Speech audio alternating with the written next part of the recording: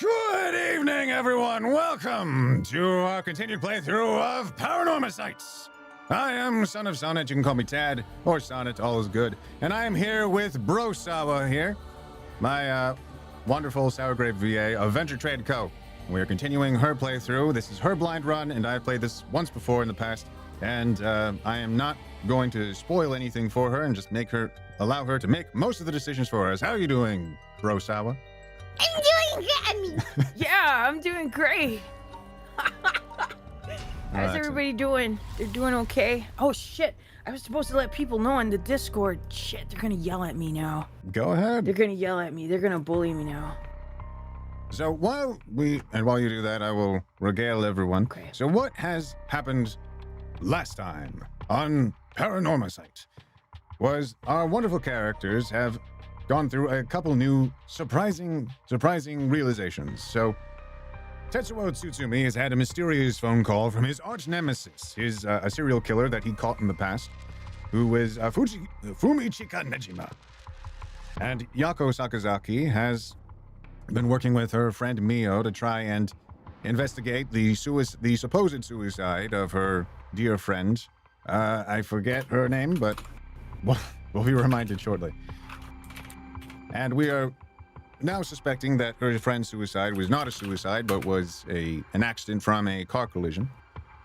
And Haruo Shigema is working with Mr. Richter Kai, private detective, and trying to look into get more valuable clues about the death of her son that was a year ago.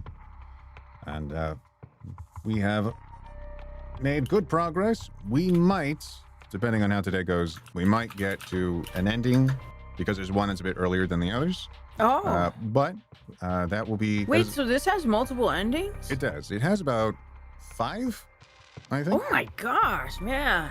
And so that... I think 4 are the regular endings, and the 5th is the true ending, which is more of a secret that we have to find. Oh. Okay. Yeah, but depending on how productive we are, we might get to see more than one ending today. That is my hope, but we'll see. And people can come in as they wish. Please leave them a like or comment or chat or however you like. Make yourselves comfortable. And make sure if you haven't followed Sour Grape VA of Venture Trade Co., please do so now. All right, friends. Now, Sal, what would you like to continue with, Yako's storyline or Haruo's? Let me see. This. Trying to see because I just had to message people and be like, hey, I'm over here now. Is all good? Let's see. I want to continue with the schoolgirls one. Let's do Because it. we got to meet that guy at that cafe. Yeah. Saemon. The rite of resurrection is the inception of this whole affair. Yako and Mio decide to confront the man responsible for spreading rumors of it in the first place, Hideki Araishi. They find him at his frequent stomping grounds, the Kurokikyo Cafe.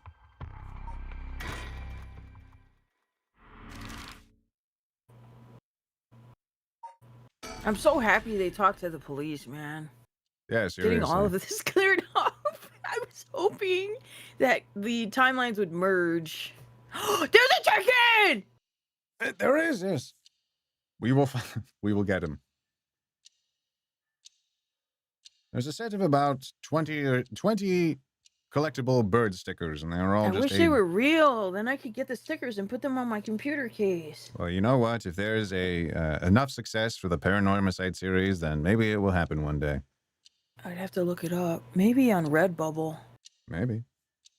You know, normally you'd be breaking school rules just by stepping foot in a cafe. I'll be in hot water if you lied about having permission from the police. Remember that. We know. It'll be okay. So, what did you want to ask me? Let's find that bird. Yes! Oh, There we go. sparrows! You guys... They're so We cute! got our delinquent sparrows. Wonderful. A cafe. I've never been to one before. How exciting. It's pretty smelly inside because of the cigarette smoke, but...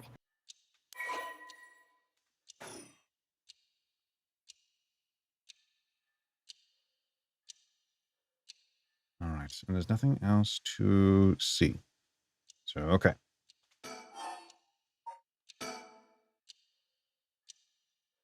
Yako, if you would.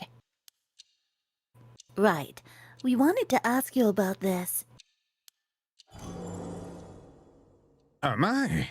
A curse stone. An Okame mask. That must mean the Fool's Procession. You two were at the school last night? Damn, there of all places. Yako, you're one of them? You're a curse bearer? Please calm down, Mr. Araishi. Your reaction is too intense. It's kind of scaring me. Ahem. Sorry about that. I'm sure I got ahead of myself. I'm afraid I got ahead of myself. What is it you wanted? No, what is it you wanted to know about your curse stone? What would be the best way to approach this? Flatter him? It's just a brilliant teacher like you must know an awful lot about these curse stones. Well, it's true that I'm likely the person most well-versed in this matter. You're the only one we can count on, Mr. Araishi. Won't you help us, please? Oh, am I now? In that case, there's no harm hearing what you have to ask. Thank you. Let's see. Why is everything with the Rite of Resurrection and 7 Mysteries curse stones happening now? Oh, taken an interest now that you've received one of the curses, have you? You sound like a researcher, starting your questioning with your subject's origins. Mr. Araishi, you're not the one who triggered the curse, are you? No, I'm afraid I had nothing to do with that. Rather, I wasn't even attempting to do so in the first place. Completing the rite itself has nothing to do with my research. Then... hold on. And do you know of the ancient Omiyodo ritual? Onyodo. Omiyodo ritual known as the Feast of Shadows? I think he'd would. What is that? Something from the occult? How do you not know that? Miss Kurosuzu, you look like the type to be interested in those things, but it's outside my field of expertise. How does he not know? Good question. In that case, why do you think the rite and curses have appeared now? Well, I think it's just that he has stated in the past that he doesn't actually have an interest in the occult. He just writes it because it sells. That's right. So he's a faker. So he's probably to have gaps in his grifter. knowledge. Yes. Yeah. Or he writes based on what he'll get funding for. I believe this is the intentional work of someone. It's certainly not something that would happen by accident. He's a poser, right? Why is it you want to know? Well, He may not tell us anything else if we say that we're trying to stop the curse. We need to make something up. right. Make something up. Yes. Well, you see, we just have such intellectual curiosity and, think it could really help your research. I see. And now that you mention it... Seems like he's reluctant to answer. Then how about...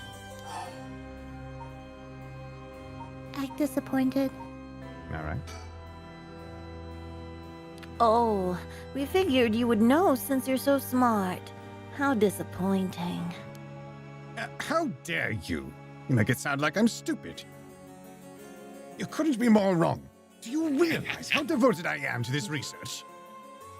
Allow me to first elucidate you regarding the author of the Record of Fates. A special privilege, I might add, since I have had to publish this in a paper. Let's go.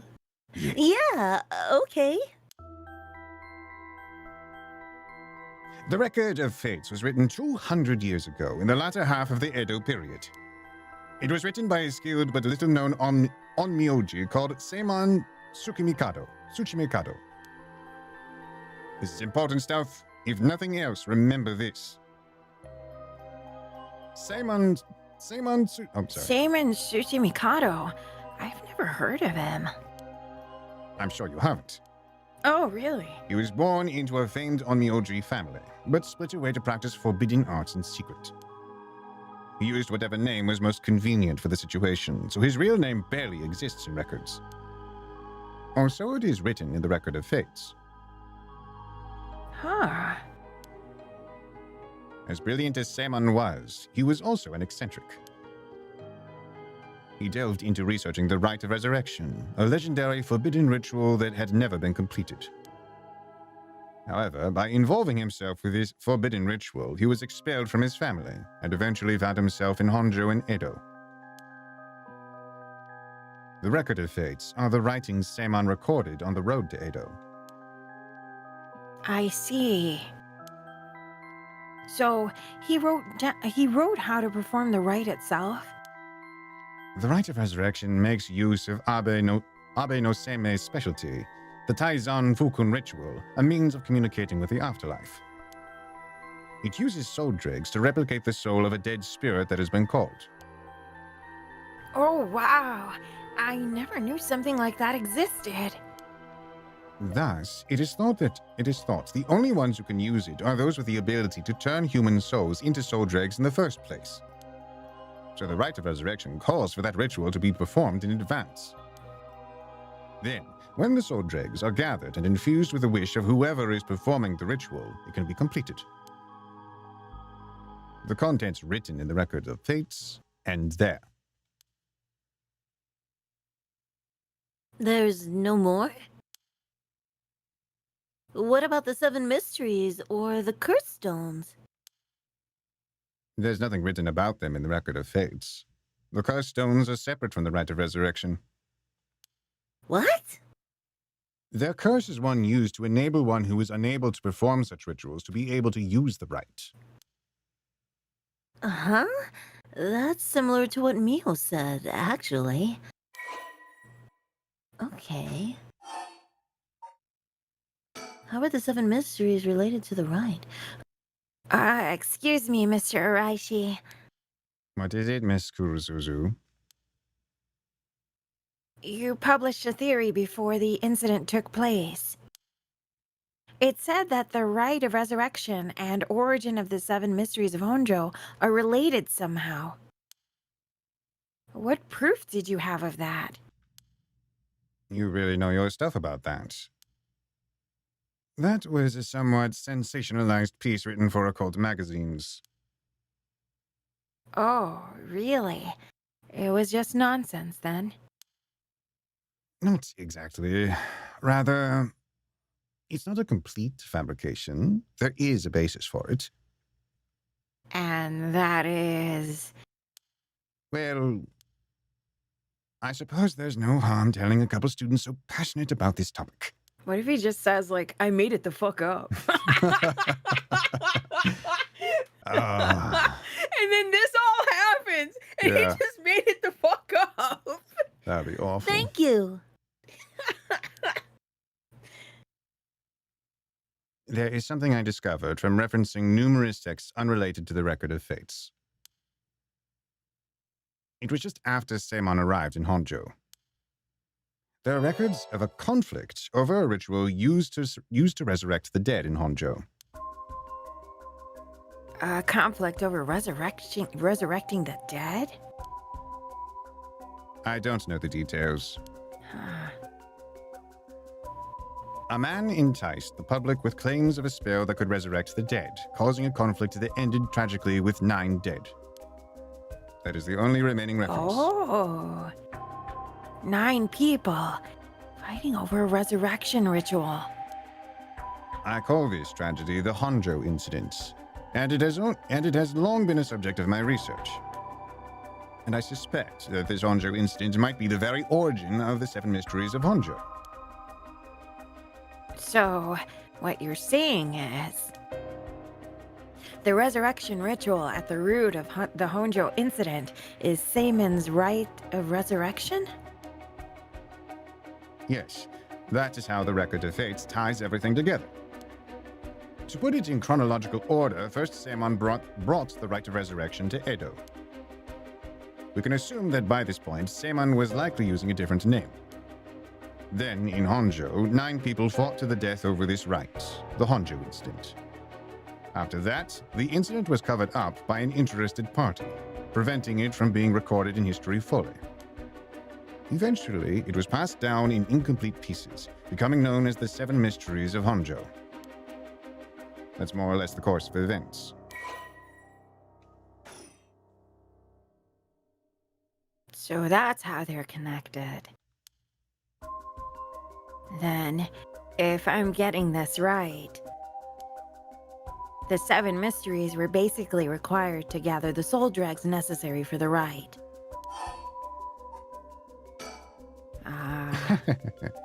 And there's more. Huh? And there's more. There's more? With this most recent occurrence of the curse, I've become even more confident in my theory. You are? Yes, the reason for it being the resentful memories of the seven mysteries etched into those who received the curse stones. Ah, that's right. Resentful memories. Yako, if you really are a curse bearer, then when you obtained your curse stone, you would have had a resentful memory imprinted in your mind. Oh, I did. Exactly. Those memories are what happened in the final moments of the 9 who died in the Honjo incident. Broadly speaking, they involved dying while bearing some kind of deep resentment.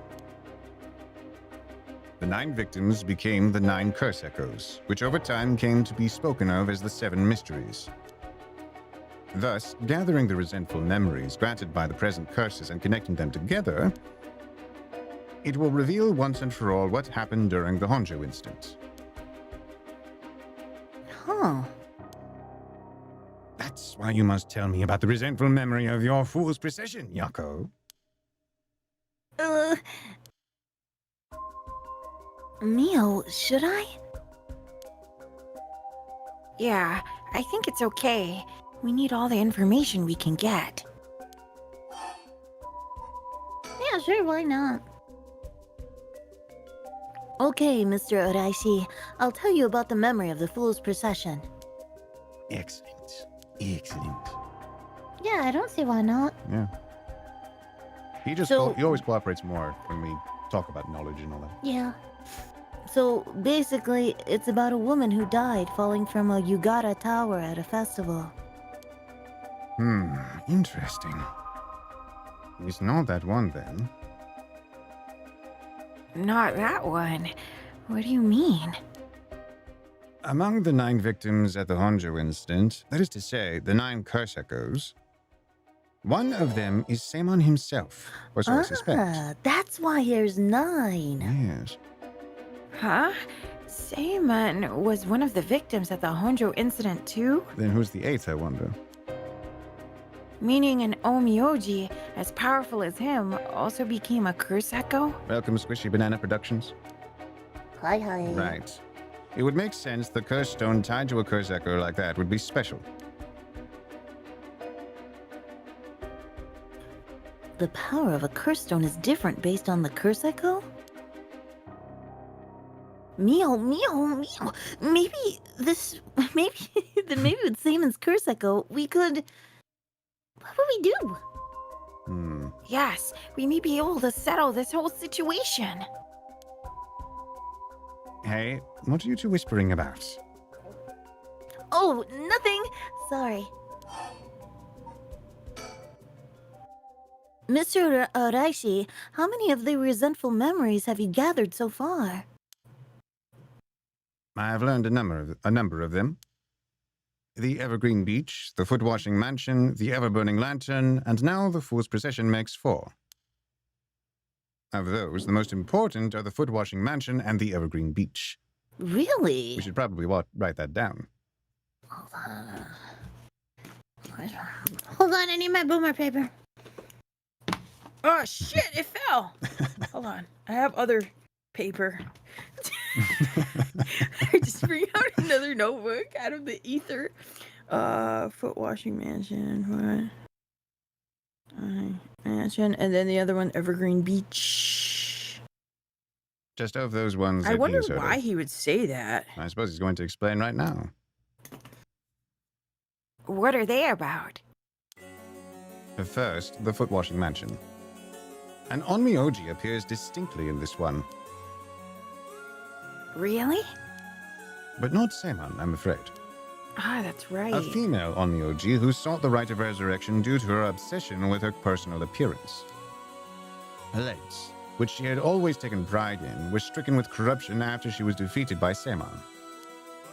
Her curse echo was notable for being particularly easy to fulfill the requirements necessary to use the curse. That detective did well to escape this one. That detective I did did, well to escape didn't this one. I? Yes. Because the only requirement for activating that one was saying the word wash. So that's why the nerd guy was always, Utaro, was always saying, behold, the foot washing mansion. Because that was all that was. That's why he said it. Because just them hearing the word wash is the only thing that was required. Oh. But they still had to be able to hear the voice of it. Hear us that turning as off. well. So, yeah, that makes sense. So that's why he revealed that he does have the foot washing mansion. Yeah. Interesting. Yeah. Interesting. Okay. So, a female Onmyoji and the rival of Seimon was involved in the Honjo incident? That certainly is interesting. Next, the Evergreen Beach. This curse echo is from a craftsman of Netsuke carvings named Jinkichi, who was hanged for spreading baseless rumors. He apparently spoke of something that granted the ability to bring back the dead. Ah, he did. The right... The right of resurrection. Precisely. This man, Jinkichi, must have been in contact with Seimon. If I could just collect all of the memories, everything will be revealed, and the truth of the 7 mysteries will be mine. And that is the knowledge I desire. Meaning, you need to gather as much information as you can from the curse bearers. Precisely. I have an agreement to exchange information with those detectives. But they might not even find the other curse bearers, so I must take measures of my own. What's the trigger? Another thing. Yes. You never really finished about what the trigger for all of this was. I don't know. Oh, really? You're not hiding something from us, are you? It has something to do with how you obtained the Record of Fates, right? Mm-hmm. How did you really get a hold of the Record of Fates? To tell you the truth, we're in a race against time. It could be a disaster if we don't hurry. What are you talking about? Someone left a warning that at sundown today, they would use the curse to kill a lot of people. The one who left that message is the culprit behind the Nejima murders from 20 years ago. What? Something so terrible will happen? I won't allow potentially hundreds of people to become victims of a curse. I'll do anything in my power to stop it. Mr. Araishi, please, tell us everything you know. I'm sorry, but I truly don't know anything. The truth is, I was given the Record of Fates by a woman. A woman? Well, her voice sounded like a woman's, but I didn't actually see what she looked like. 1 month ago, while I was investigating at night, I suddenly heard a formless voice. A woman's voice? Yeah, she told me about what conditioner I should use. It said, I entrust you with its ancient manuscripts and the rite of resurrection held within its pages. Spread the rumors of this ritual as far and wide as you can in the coming month. And before I knew it, an old document had fallen down at my feet. 1 month? She specified the time period? I was told if I did that, I could study the manuscript as much as I pleased. I wanted so badly to verify its authenticity, I ended up accepting. I haven't heard anything from the voice since then. It must have had you spread rumors in order to strengthen the power of the curse. To tie together the curse and the desire to seek out the right. This makes it likely that the owner of the voice is the mastermind behind all of this. Hence, I went public with the Record of Fates. Hihaku and occult magazines immediately jumping at the news was a financial boon for me. Huh. Hihaku. As in Hihaku soaps? Right. I mean, no, that's not important. Just some personal business. Nani? After that, I waited, trying to predict what would occur in a month's time. That's when the curse began.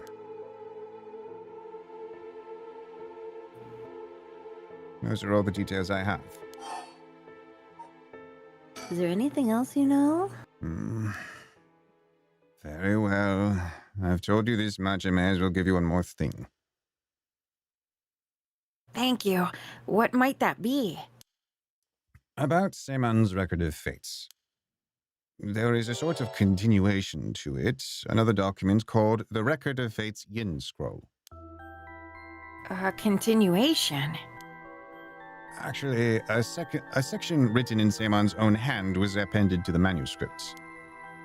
According to which, after the Honjo incident, Seman lamented such a calamity taking place. He apparently wrote the addendum for the event that the tragedy became its own curse. It seems he had an idea that the victims of the Honjo incident would turn into curse echoes and be used to gather soul dregs.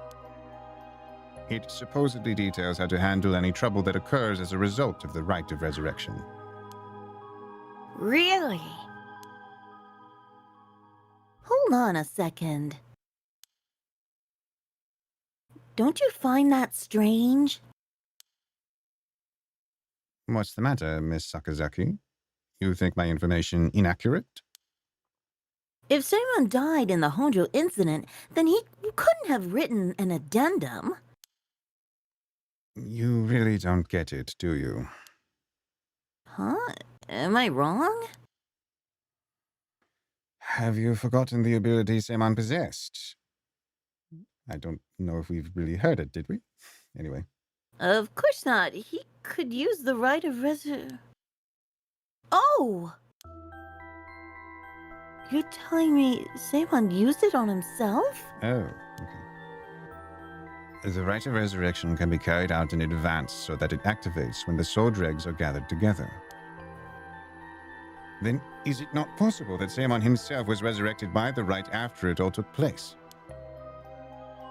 But he'd still have to collect the soul dregs needed to use the rite. Yes, and that's why they died. The 8 others besides Seman.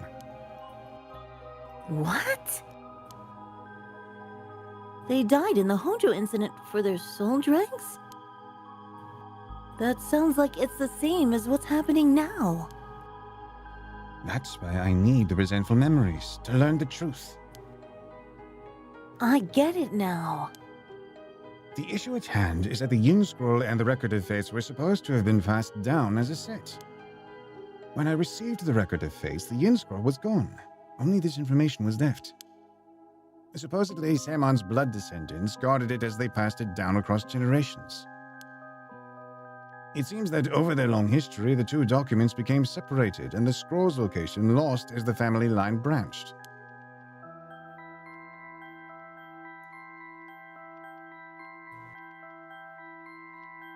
Hold on, I'm writing something down. So good. Seaman had descendants? So there's someone out there related to him by blood even now? Yes. In fact, I've tried to trace the line as far as I could. He wasn't a well-known Onmyoji to begin with, so a detailed family tree does not exist. It seems likely that the use of the manuscript has been long forgotten, only being passed down out of tradition. And since they aren't even aware of what they have, tracking it down is quite tricky indeed. I wish I could ask whoever that voice belonged to about the Yin Scroll. I'm sure you do. So, basically, in the Record of Fates Yin Scroll, Seaman himself wrote about ways to handle the curse and the rite, yes? Yes, that's right. I've been searching for it all this time, but haven't found a single lead. So if you two find out anything about other resentful memories or Yin Scroll, tell me immediately. You owe me that much for telling you all this, do you not? That's the real extent of everything I know. Yes, I understand. Thank you for your help. If you bring me some useful information, I'll take it into consideration for your school grades as well. Bugger. Mm-hmm. 1 p.m. Streets.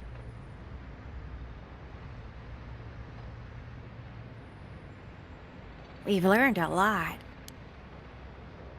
So, to sum it up, there was a tragic incident with people cursing each other for the rite of resurrection in the Edo period as well. And the Record of Fates Yin Scroll may have info we want, since it details how to stop the rite. I think that's about it. Right. If we could just find the Yin Scroll, we might be able to learn how to settle this situation. But even Mr. Araishi didn't have any leads on where it is. How do we start looking for it? Someone involved in this now must have some connection to it, I think. I have a feeling the mastermind who awakened the curses is involved too. Probably. Right.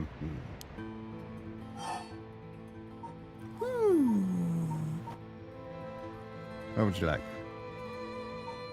About the nearby area. Oh, that reminds me, Neo. You know what's nearby here, don't you? Hmm? Oh, you mean where Michio... Yeah, where it happened. I was going there every day to leave flowers. But even though they always get cleared away anyways. I'm sure it must be hard to have to be reminded of Michio's death all the time. Oh, that reminds me, Yako. Would you say that Mio was hamster-shaped? Yes. It literally is hammy. Wonderful. Yeah. Yeah. When you asked me to do the spirit board 2 days ago, did you come here that day too?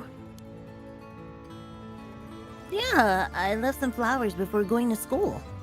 You could recolor Mio as Hammy, and you could have Yako be BB or something. Yeah. I could. Yes.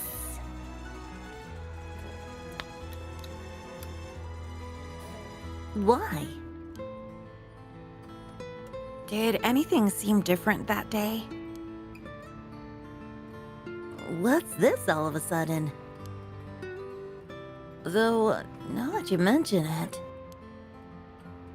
that day I suddenly felt lightheaded and ended up passing out for a little bit. But I came to right away and felt fine, so I didn't think anything of it.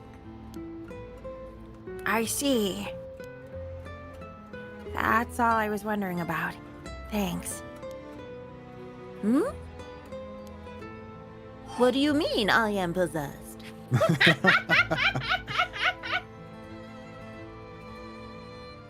Yes, we are About the confident. mastermind. Wonderful. Whoever's behind that voice gave Mr. Uraishi the record of fates. That must be the mastermind, don't you think? Yeah, he said it sounded like it belonged to a woman. Whoever it is, I bet they're scary. Huh? You don't sound like the Yako I know. Then let's catch him and make him spill the beans. I thought you'd say something like that. Really? I guess I'm just not really feeling that confident right now. I understand. About the mastermind. I don't know if it's related to that woman behind the voice. But I'm also interested in that female Omiyoji who was the rival of Seiman. So, Mio, what are we going to do next? Good question. It may be best to give the information we just learned to Inspector Tsutsumi! Tsutsumi. We got a pretty big clue from hearing about the Record of Fate's Yin Scroll. Mr. Tsutsumi might know more about it. Oh, look how smug she is! Yeah. That's Hammy! Should we go back to school then? Yeah, that's our point of contact after all. Excuse me, you girls over there. Oh no. Oh no! No. He's him. He doesn't have a curse though, so what can he do? Sorry, I didn't mean to eavesdrop, but something you said caught my attention. And who might you be? I'm Yutaro Namigaki. Stupid loser. I should probably tell you. Until yesterday, I was a curse bearer. That should clear things up. A curse bearer? Oh, no, you don't need to be scared. I've already given up the curse stone of the foot-washing mansion. The foot-washing mansion? So you're the one Inspector Tsutsumi was talking about? Ah, you already know Inspector Tsutsumi. That makes it simple. There's nothing to worry about. Oh, hey. You're... in the driver's seat. Yako... Yako... Yes? Wait, what? Just now, was I doing something? Sorry. Mr. Namigaki, what might be the matter? Right. I actually wanted to discuss something with you two. Would you come with me if you have a little time? Discuss something with us? You were talking about Michio Shiraishi, right? It's related to that. Do not follow this weirdo! Do not! Please don't follow. I'm sure you would like to learn a few things yourselves. If not now, later is fine. I'll be waiting around Ryogoku Bridge. Something rubs me the wrong way about this, but he mentioned Michio. What do we do?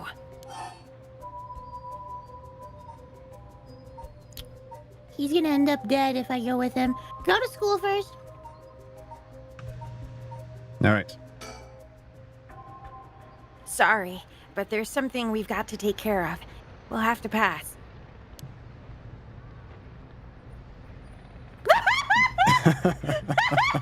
Is that so? Well, that's too bad. I'm in no rush, so I'll be waiting at the Rio Goku Bridge if you change your mind. Bring the cops with you. We're bringing the cops. Yeah, do it. It's freaking weirdo. Just pouncing out of nowhere. He doesn't even know who we are, really. And there's still one more thing to do, so do you want to see what the alternate route is if we go see him? Sure, yeah, why not?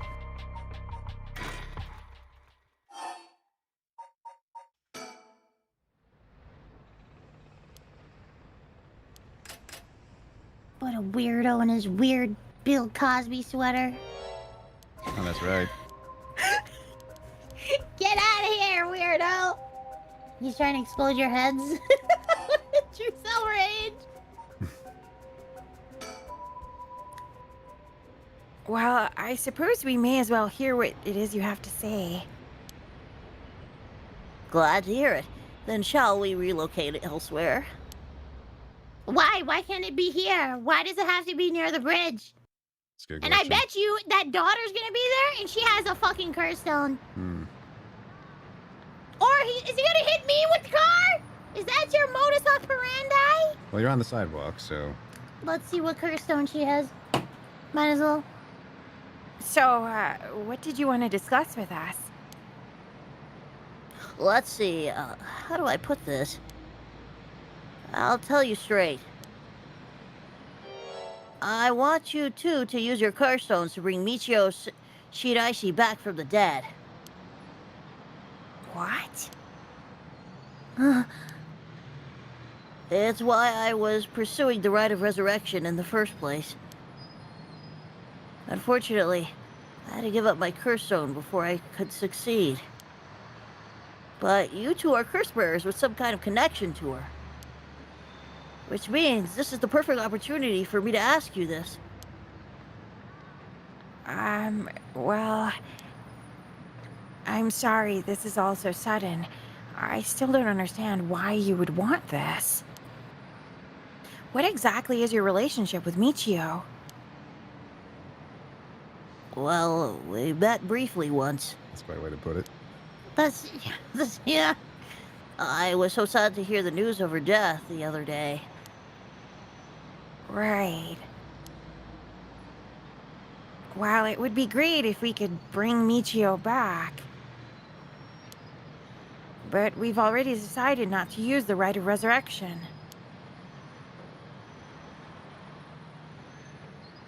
Is that so?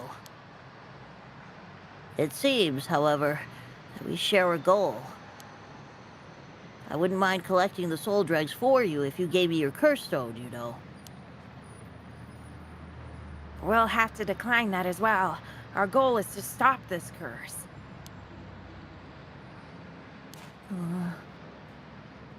Oh no, she's gone! Uh-huh. He's dead, bro! I see. Well, that's too bad. I suppose I'll have to give up on the curse stones. Thank you for your understanding. Oh no, he's dead, bro.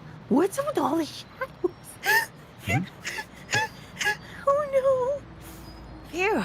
I thought he was a little suspicious, but he left without making a fuss. But why does he want to bring Michio back? Huh? Yako? Uh-oh. Did she go off somewhere while we were talking? Oh no. Oh, no. Oh no.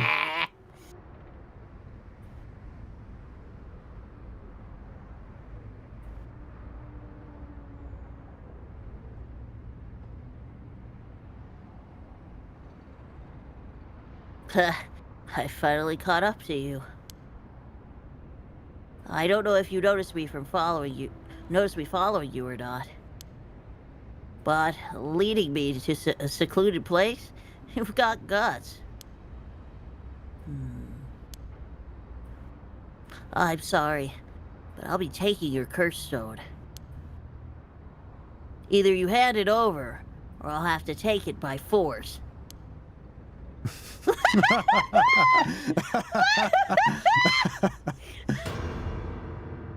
What?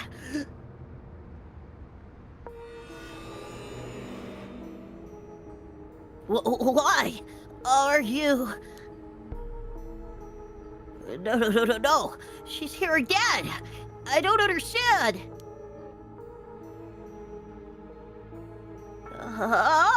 Wait! It was just an accident! I swear, I didn't mean to.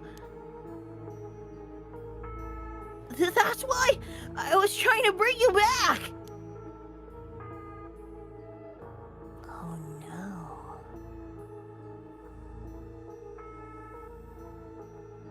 You're already too late.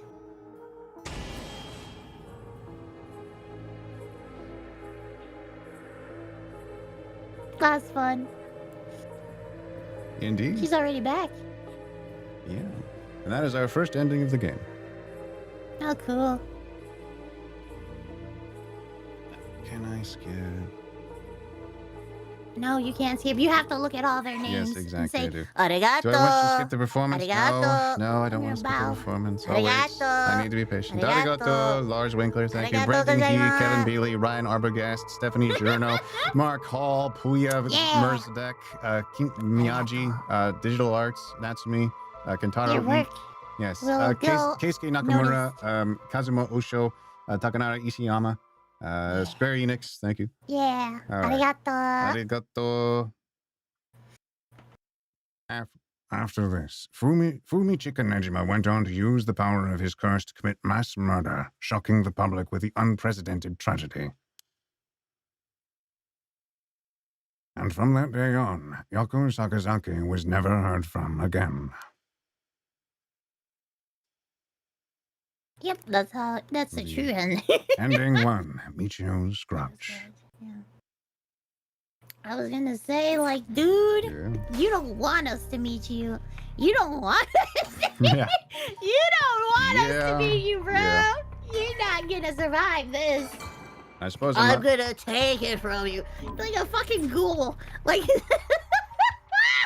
And I do apologize for bringing up the possibility of the possession earlier in a previous episode, because it would have been nice Why? to see. Well, it would have been nice to see your reaction if we got this far.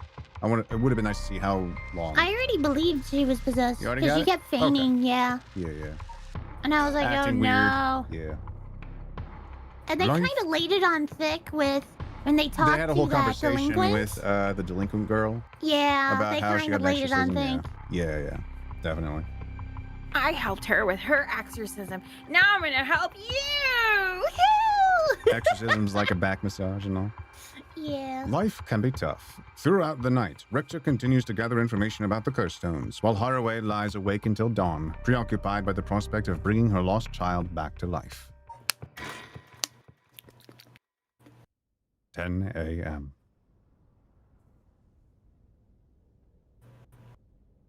Shigima Mansion.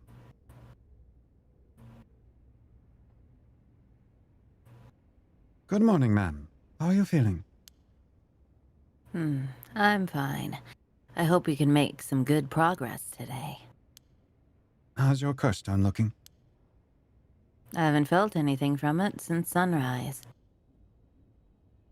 Interesting. It's possible that its powers can only be unleashed at night, then.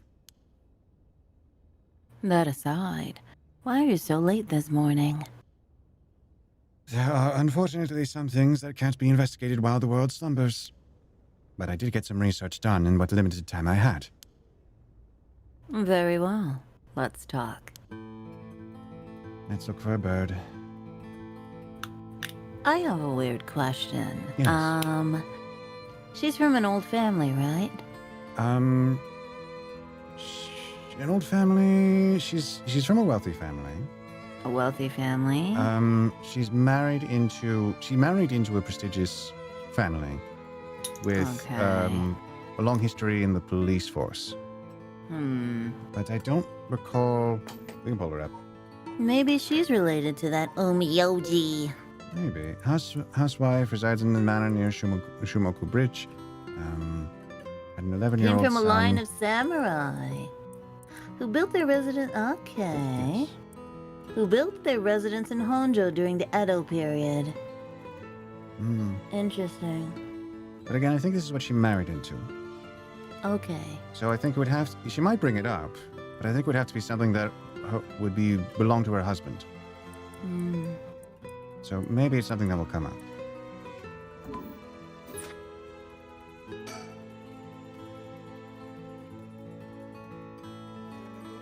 This is the old mansion where I was born and raised. Surroundings. The town is beginning to wake up once more. The clamor of society can be heard from beyond the garden gates. Like any day, a cloud of pollution drifts out from the industrial area.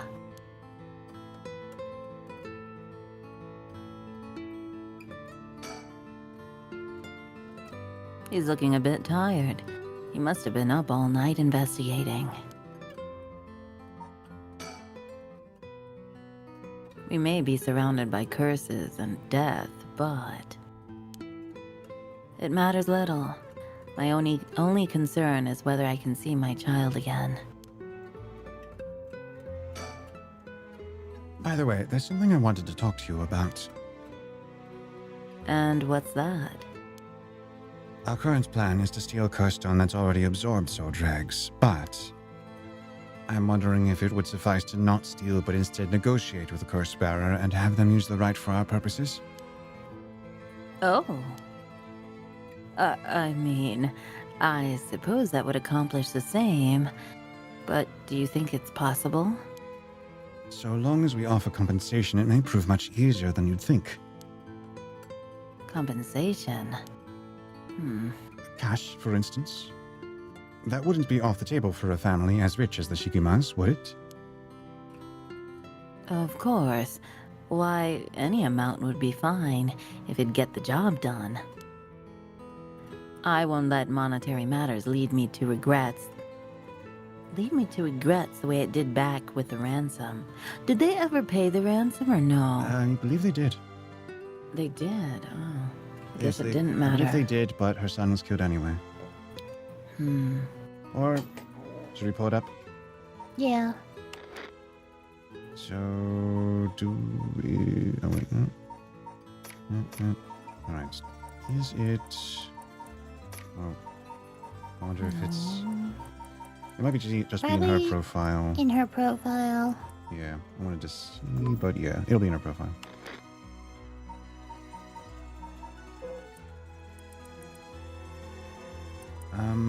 The death was the result of a mistake on the part of the detective assigned to the case, a mistake which enraged the kidnapper and had him cut off all contact with the police, leaving no room for negotiation. It was probably the money. Yeah. They probably put it somewhere. Somehow didn't get it to the kidnapper, Yeah, maybe? Or something didn't like get that. it to him. Okay. With that option on the table, let's figure out our strategy. Let's figure out our strategy. Mm-hmm. About the curse bearer. Do you have a curse bearer with whom we can negotiate in mind? Not yet. Surprisingly, it seems the other curse bearers haven't been on that proactive about collecting soul dregs. Did you see the news this morning? No, I haven't.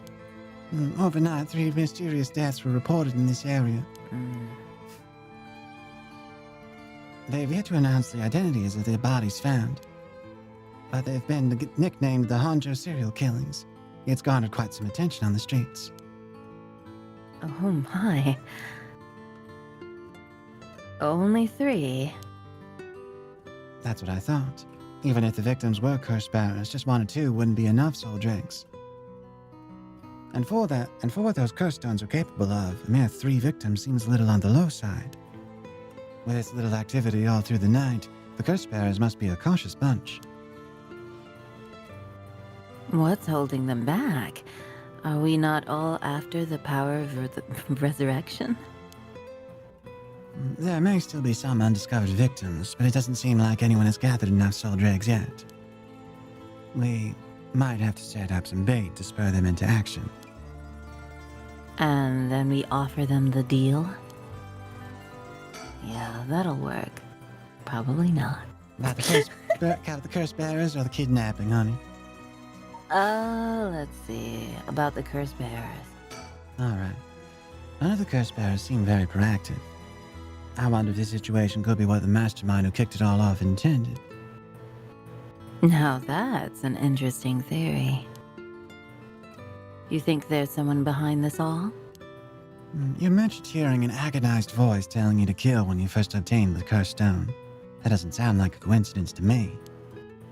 Someone agitated the curses in this area on purpose, and they are likely after the right to resurrection as well. So you're thinking this person is not one of the curse bearers? You've got a sharp mind, man. Though it might seem obvious for the mastermind to become a curse bearer and collect soul dregs if they were after the right. This would be very risky, as a curse bearer they themselves would become a target. So, it'd actually be more convenient for them if the curse bearers moved less aggressively. That's right. But despite that, they've been inciting the curse bearers to commit murders. Why? Let's consider this. What if the mastermind isn't trying to collect soul dregs for themselves? You mean their intention was also to steal the souls while the other curse bearers compete with each other from the start? Sitting back and observing from the sidelines is a safer course of action. Which is why I figured it best for us to attempt the same strategy. So, how should we do it? I hate this voice so much. There's still Change it, silly. There's still reason to suspect the mastermind could be a curse bearer themselves. To be honest, I must keep my distance from whoever it is. There's no telling what kind of power they might possess. Whether our aim is to negotiate or steal, we'll have to outpace the mastermind in making contact with the other curse bearers. How do you suppose we do so? At this point, all we can do is search. I think that voice fits it better. Yes, thank you. I'm so relieved.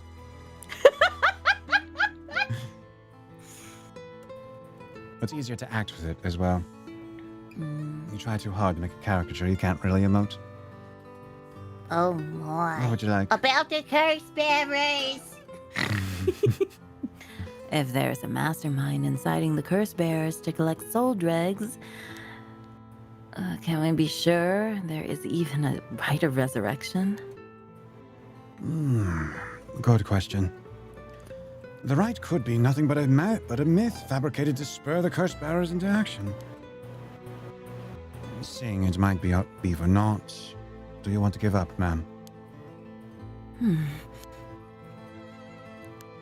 Never.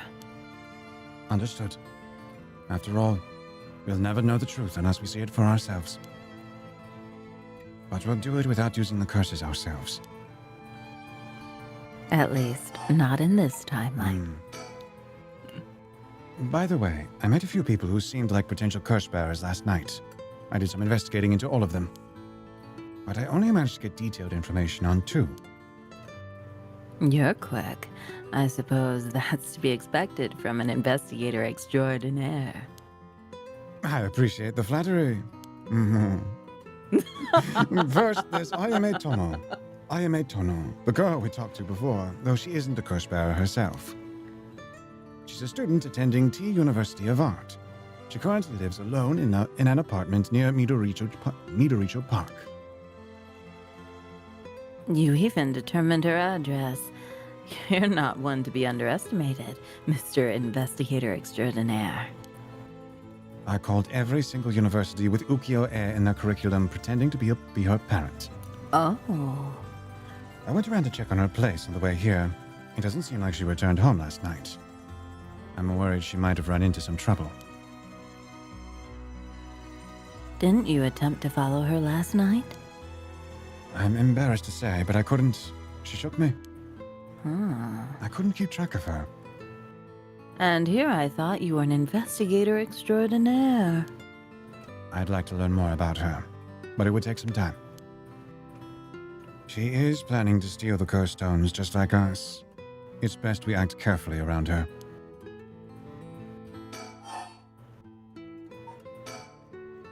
Next is the tall man who was dressed in black. I met him near Kinshicho. I met him near Kinshicho.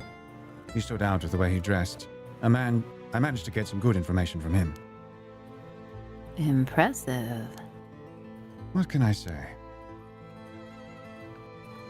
He works as the secretary to Hyaku Soap's chairwoman. I believe her name is Yakumi Yumioka. The Hyaku Soap's headquarters and factory are both located in Honjo, correct? Yes, they've been here for a while, but it's only in the past 10 years that the company has shown significant growth.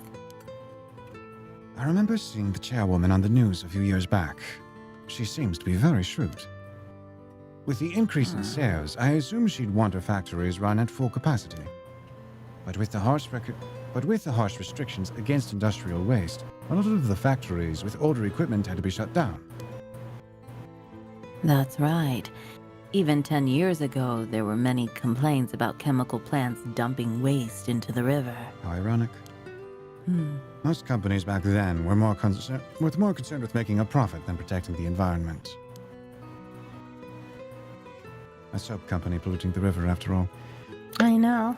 I wonder what a man working for such a company would have been up to in the middle of the night. On the way here, I stopped by the company's headquarters, but they hadn't started for the day. I should have better luck later. Let's hope you will. Perhaps they're interested in seeing if the rite would be beneficial for their product research into beauty and skincare. Now that's an interesting thought. I ran into one more suspicious young man last night. This one seemed to be out collecting soul dregs, right? Indeed.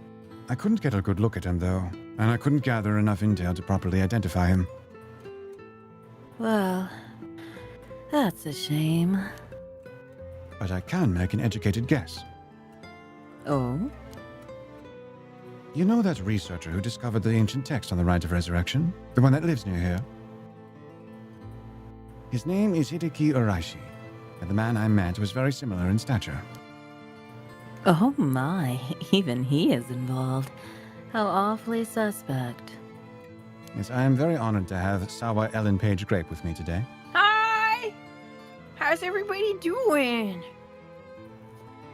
Considering his background, couldn't he be the one who initiated the whole affair?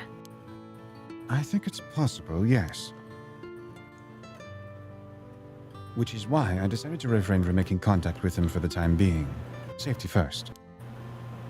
Understandable. Of course, I want to learn more, but this isn't the right time to focus on him. I prefer to ascertain who else is a curse bearer. First, I'll return to Hyaku So's to see that man in black. The headquarters are down on South Waragasui Street. I learned something new about the criminal involved with the kidnapping. It concerns the serial killings. There was a body found at Komagata High School. The person was identified as a school teacher. His name was Kohei Jonochi.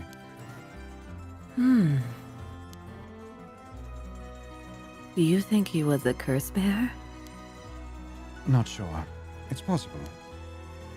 But regardless, this means the two people who knew the truth about the kidnapping are both dead. Just when we were getting somewhere. It isn't enough to make me give up hope. It isn't enough to make me give up, of course. And yes, I do look like Michael Jackson. Still, we don't know anything about Michio Shiraishi's residence. It'd be wise to pay it a visit.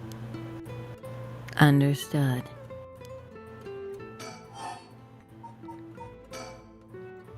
In addition to the 3 victims associated with the Honjo serial killings, there's Michio Shiraishi, who reportedly committed suicide, and the police officer who died at the former Yasuda Gardens. If strange deaths continue occurring like so, they're bound to inspire strange rumors. But those last two have nothing to do with the Seven Mysteries, no? It's true, both occurred a week before this accursed situation began. Still, it cannot be ruled out. It's possible that the mastermind was involved even with those killings. How? What if there were preliminary steps to awakening the Seven Mysteries' curses? That's what I was thinking from before. Yes. Can we really assume they're unrelated just because the timing doesn't match up? Or rather, the police officer's death is so baffling that it'd be easier if it were connected to these curses. The victim wasn't the type to be caught off guard easily. You seem to know a lot about I this. knew him personally. I suppose we weren't strangers. My personal feelings might be wrapped up in this one too. I see. If you were to investigate this matter more, you might get a lead on the mastermind. You're right. If we wish to focus on the mastermind's identity, this would be a fine starting point. And thank you. We're doing our best with the voice acting. About the serial killings, we might even discover more deaths related to the curses on the way. We should pay attention to today's news. Well, that's all I have to report. Shall we continue with our investigation? What do you want to do? What do you want to do? If you still can't use the curse stone, taking a walk should be a fine place to start. Right. Let's go together. I want to see what's going on for myself. In that case, I'll trust you to decide on where we should go, ma'am. Oh, it's very pleasant to the ear.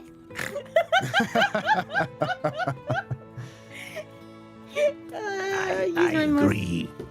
Miss Sawa's voice acting is always pleasant to the ear. Aren't you a sweet talker, Baka?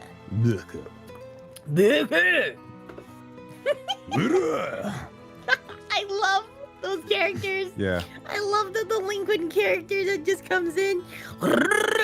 they are so fun. He tries Yeah. to fight you, and he tries to beat you up. It's great for nothing. For nothing. If you want more of those delinquent characters, you should make sure to watch Sawa's Let's Play of Higurashi, because there are plenty of those delinquents and some love joke 'em. episodes, yeah. Yeah. All right, so I let's... should get the clipper to do a super cut of all of that. We should. Let me write that down. Let me bully my clipper. All right, we have 3 locations that we're going to go to. Do Clipper. you want me to just pick a random one? Let's see South here. Watagasui Streets, the school, and the park. So we know that the daughter, Ayama, lives near the park, and we're looking for her. And the headquarters to the soap company is by there. South Watagasui Street. And we have the high school where the scene of Jonochi's death was. Go to the high school. Okay. Pretty please with sugar on top. I don't see any little girls to talk to this time. Damn it! Here we are at Ground Zero, Komagata High School. I guess it's logical that the police has got this place shut down. The teacher's body was found here after all. It's as if the students have nowhere to go now that the school's closed. I want to see if we end up talking to the police. And he goes, Hey, that's my old weird eccentric buddy from Police Academy that became a detective, private detective. I imagine. Imagine. The news has attracted a bunch of curious onlookers, huh? That works in our favor. The more people around, the better we can blend in. Although I'm not dressed for that such.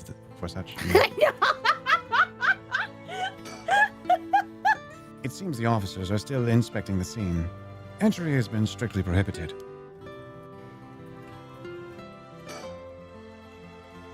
He appears to be wary of those police officers. Maybe the police really do have something against private investigators, just like in those detective novels.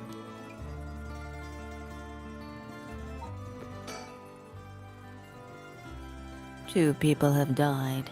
A teacher named Kohai Jonochi and a student named Michio Shirashi. Is there anything else to be gained here? This place is said to be connected with the story of the Fool's Procession. I wouldn't be surprised if a curse bearer decided to turn up. However, I need to find out if that teacher was a curse bearer or not. I expect the police to be baffled since they don't know much about curses. I can ask around and see what the students have to say. Is there any reason not to inquire? I don't know. Inquire, and why not? All right, I'll go ask the students about Michio.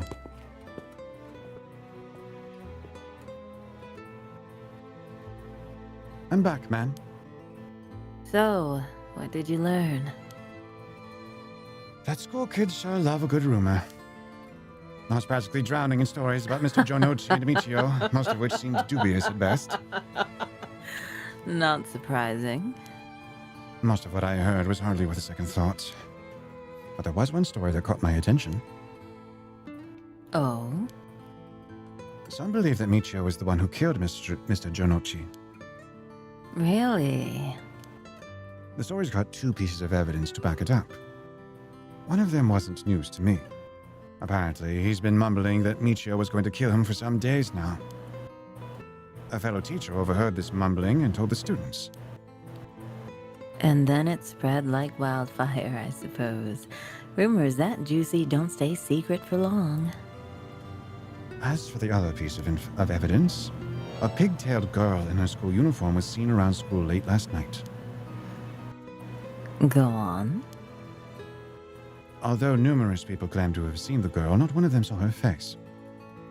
Some are proposing it was Michio brought back to life, or that it was her vengeful spirit.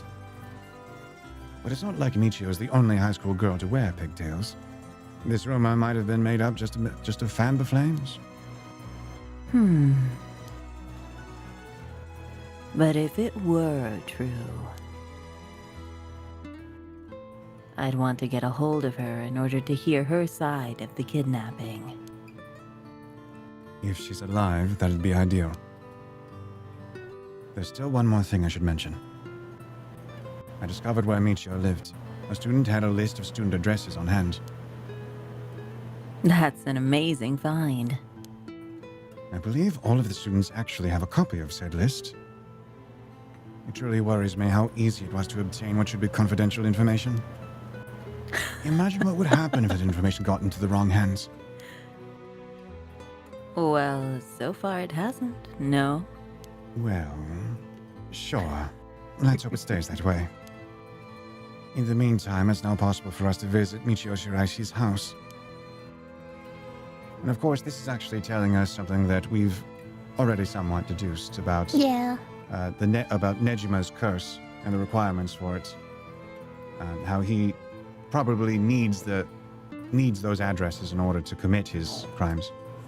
In order to kill everyone, yes. I can imagine the students are uneasy about learning of the murder. They may do well to stay home for some time, if not for the fear of their safety.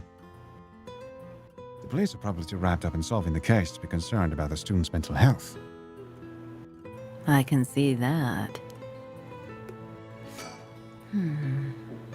It's important that society provides a safe environment for the benefit of our youth. Some school policies could use some rewriting, especially those handling the students' personal information. That's right. I don't want a student being kidnapped on their way back home ever again. I expect criminals to grow more cunning as time passes. There might be times when the authorities can't keep up. That's where outlaws such as myself come in. What's this about? Actually, just forget I said anything. Okay. Sure. He considers himself a rebel. And so, A rebel, ooh. all right, we have Michio's address and the other two places. Do you want to Michio's go address. Michio's? Mm-hmm. Let's do it then. Near the Shiraishi household.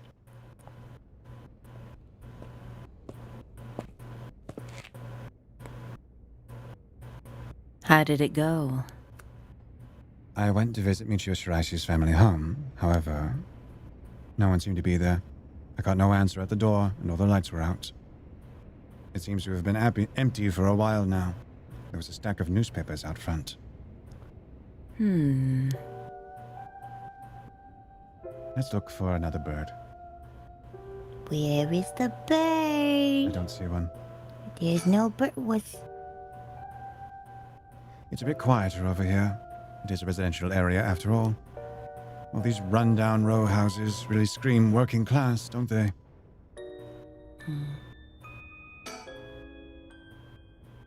I never liked these messy and cluttered back streets. They give me the jitters every time.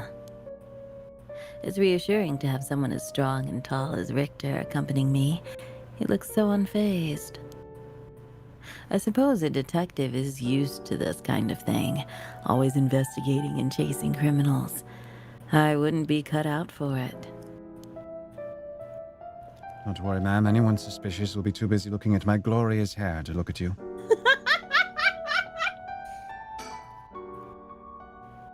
I don't understand why no one's come to this house, even after Michio committed suicide. I wonder if this place is okay.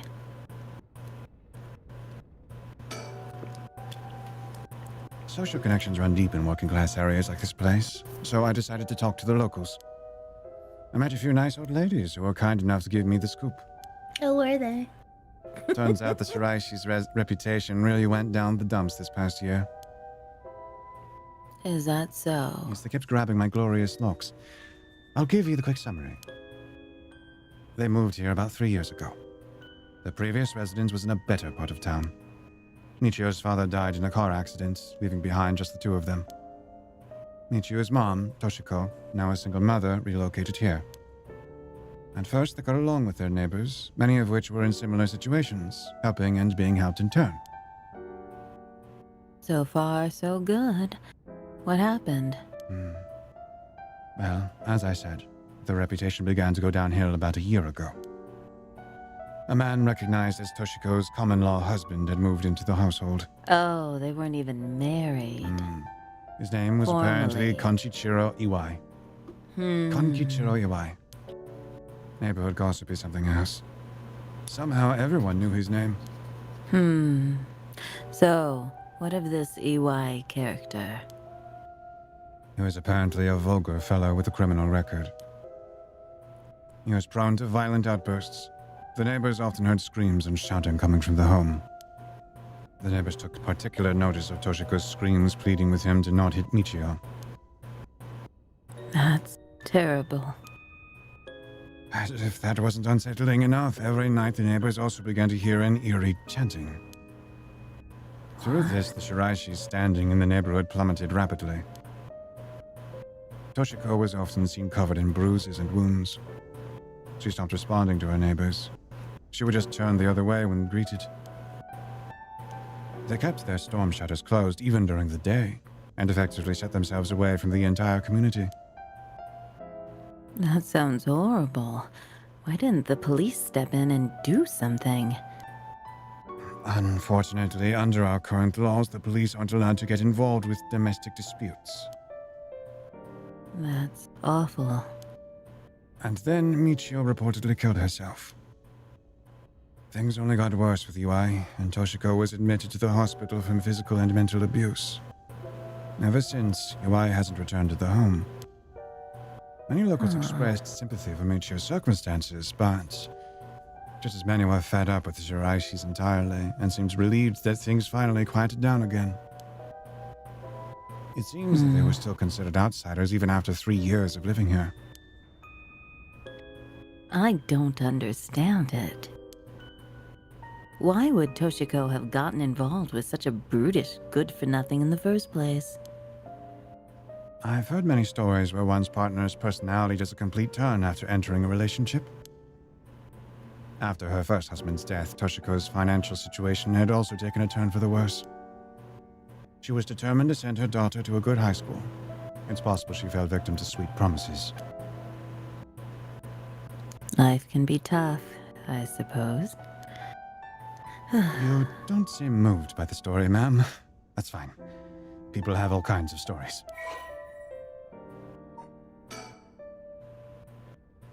Konkichiro Iwai. The common law has been to Michio Shiraishi's mother, Toshiko Shiraishi. Konkichiro started coming and going from the Shiraishi household a little over a year ago. It seems he had served some time in prison, but the details are unknown. That's your pirate voice. Yes.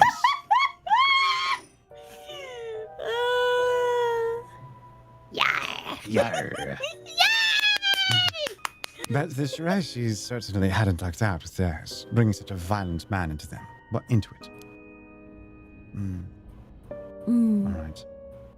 Perhaps let's think. The Shiraishis were dealt a tough hand. I can't imagine what it was like. Could it be the girl was forced by her circumstances to take part in the kidnapping? Alright, I think we have to move now. Let's try a different place. Soap place or park? South Wadi Gasui Sweet Street. Whatever, the funny sounding one. South Watergate Street. Arigato. I'm trying not to stink in this room, so I'm spraying some. I'm gonna smell like a You know what has a good peach product for daisy. that? Hihaku soaps. Their headquarters are on the other side of South Watergate Street. They were closed when I visited this morning, but it appears things are up and running now.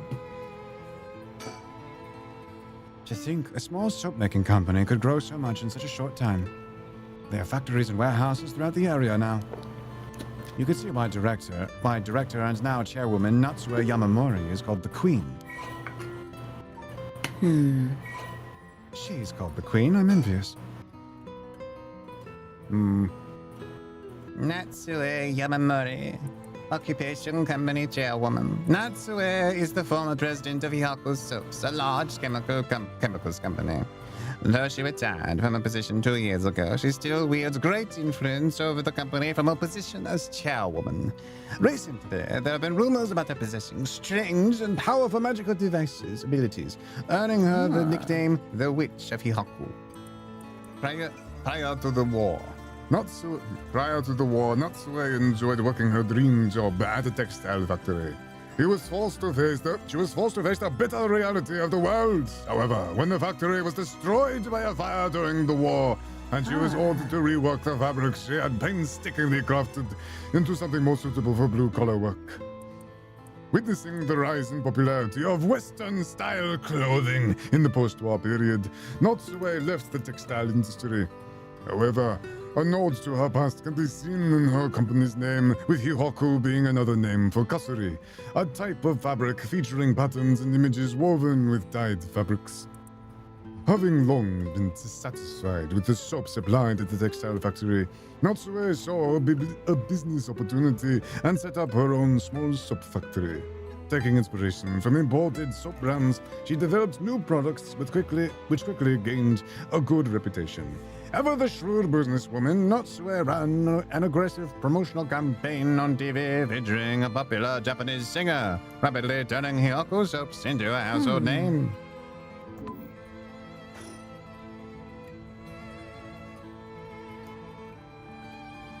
You know, that reminds me of Nintendo. Hmm. It used to be like a board game, company, instead of a Yes. video game company. That's right. And its name, Nintendo, doesn't it mean something about heaven or something? I don't remember. I'm trying to remember. There's a similar thing with Yeah. Legos too, isn't there? I forget about wood Lego. blocks. Their first Legos were made of wood, as far as I recall. Well, yeah, but But- Nintendo shifted. Yeah, I mean, Nintendo's from the better physical games like card games and Yeah, mahjong and all that good stuff to Yeah, exactly. digital, which is interesting. Yeah, it is. It's very neat. Anyway, you mentioned that Nakumi works as her secretary. That's correct. Do you think it's possible he's acting on her orders? It's like they made wooden toys, not blocks, just wooden toys in general. Yeah. Okay. Oh, yeah. That's exactly my thinking. A curse bearer with both money and power could certainly look at resurrection as their next prize. Negotiating with a person of that stature may prove difficult.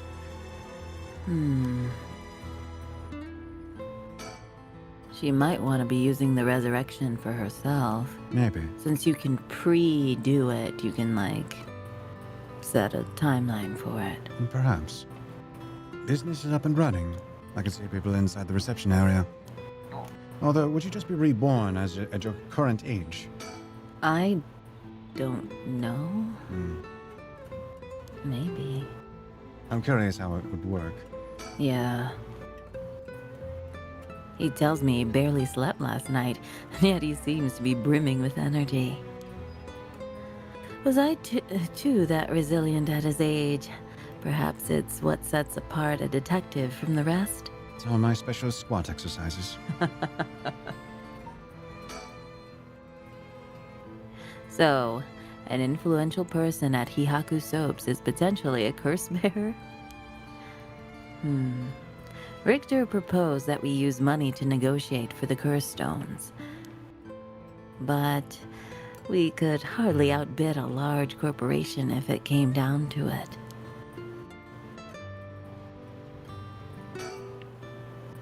First, I need to confirm whether Takumi is the man I ran into last night. Then I'll be able to determine if he's a curse bearer. It'll be better if I go inside the headquarters alone. You should walk around. Visit a cafe for some tea, perhaps? How would he know? How would he know? Like, he just looks at a guy and Well, he's is seen like, him before. yeah, He's seen him before, he's a right? Stan user or something. He does have that look. It's just, Back in the just Edo l- period, the canal known as South Watagesui ran through this area, but it's been turned into a major road. It's a bit away from Kinshicho Station or Ryogoku Station, though it's still considered a nice area. The stories of the ever-burning lantern and the foot-washing mansion both took place around here. One of the bodies discovered this morning was found by this road as well.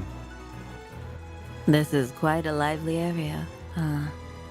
I suppose you could call it somewhat of a city center. Let's see. I'm going to go in. It may be a while, so feel free to find somewhere to kill time. Okay. Good luck in there.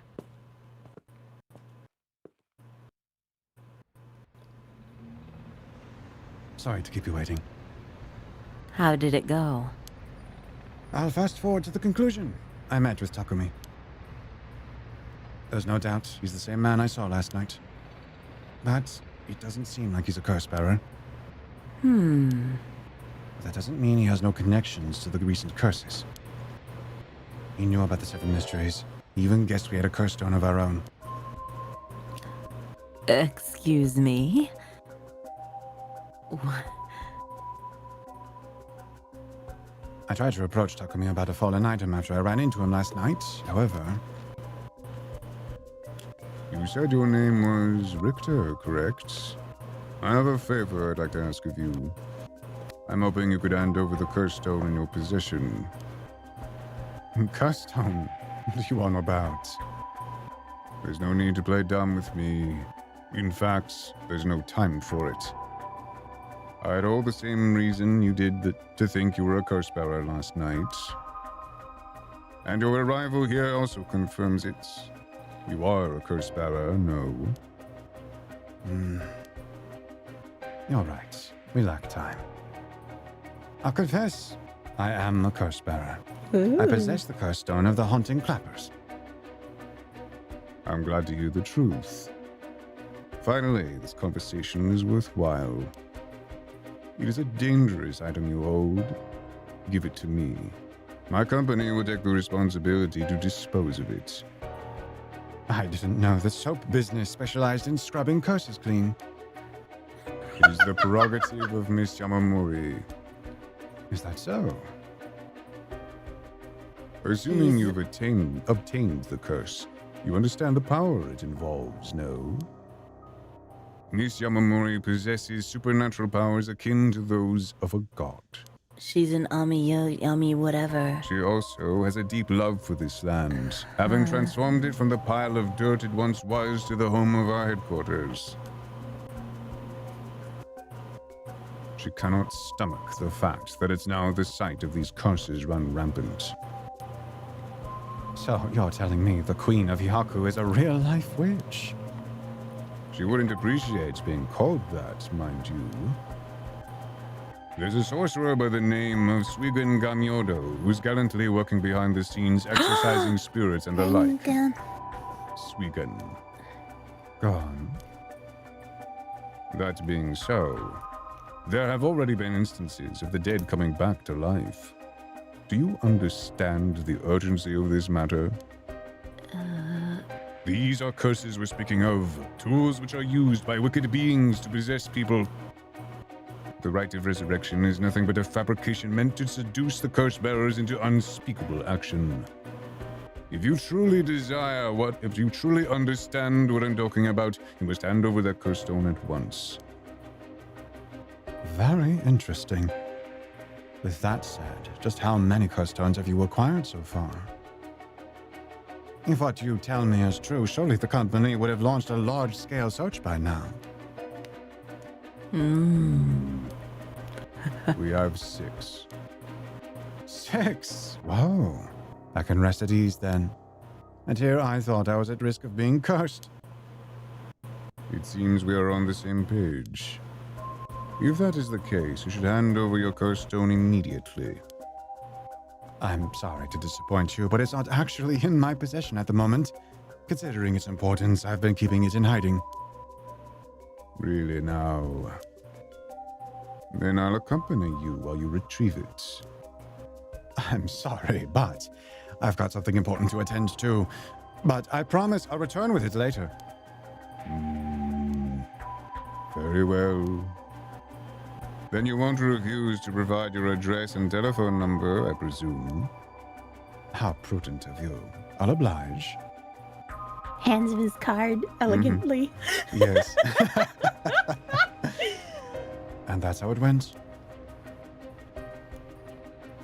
I hope you like my impression of him.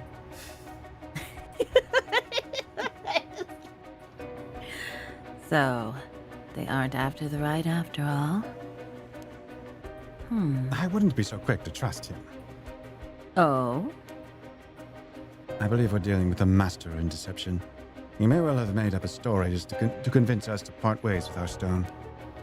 I think he was lying about having procured 6 curse stones as well. I agree. Really? 6? That's excessive. Well, now I feel gullible. The company is plotting something. I wonder what they mean to do with the curse stones. He seems rather desperate to get a hold of ours, despite us not having collected any Soldrex. Perhaps the people at Hihaku are the masterminds behind the curses being unleashed. Because the chairwoman's a witch? I wonder about that too.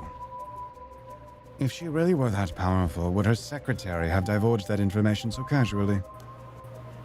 Takumi was either making it up as he went, or he's trying to spread a rumor. For what purpose would he do that? Recently, people have been caught up about the occult more than ever before. If word spreads that Hihaku's chairwoman has godlike powers, she could very well benefit socially and politically from that mystique. Which is probably why he's emphasizing godlike power so much. The hyperbole. That's unsettling. We should avoid Hihaku for the time being.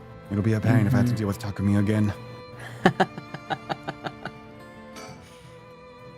By the way, there's one more thing of interest I heard while in the company's reception lobby. And what's that?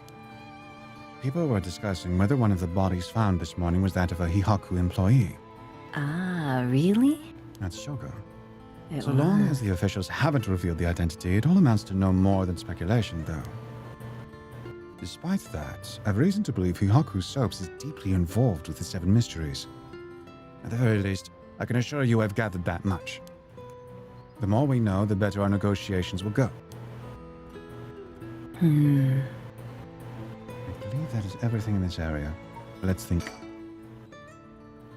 How interesting that the queen of Hihaku, or the witch, whatever she is trying to get her hands on the rite of resurrection. It's like some kind of a dark fairy tale. Regardless of what it is or isn't true, we must stay one step ahead. I'm the witch of the soap. You should clean your armpits, Sawa. No, I will never clean my armpits. No. I like the smell of onion. You will clean it now. No! Is onion what turns you into bro Sawa? No, I think that's just me being tired. Gotcha. This is the voice I make when when I wake up. Actually. Gotcha. Uh, Well, here. This is Midoricho Park. Ayame Tono lives around here. She wasn't in her apartment when I dropped by this morning. I wonder if it's worth checking again. I wonder. Let's check. Oh, look, there's a sticker. There's a sticker in the tree.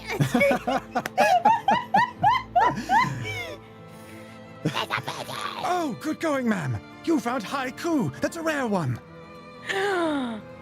Is it now? Yes, Mockingbird number 7. I gotta keep my excitement down. And when I do this voice, I can't be that excited, so... This place is connected with the story of the Taiko of Tsuguru. Not only that, but Katsushika Hokusai's home was also in this area. I'm sorry, no username. I'm sorry, Chad. I got excited. There was a bird there, and I like these birds, and I want the stickers, but I don't know if they have the sticker. They are very cute. That might be why Ayame chose to live here. What are they called again? They're like The Mockingbirds.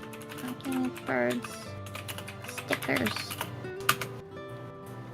They have the mockingbirds from Paranormasight.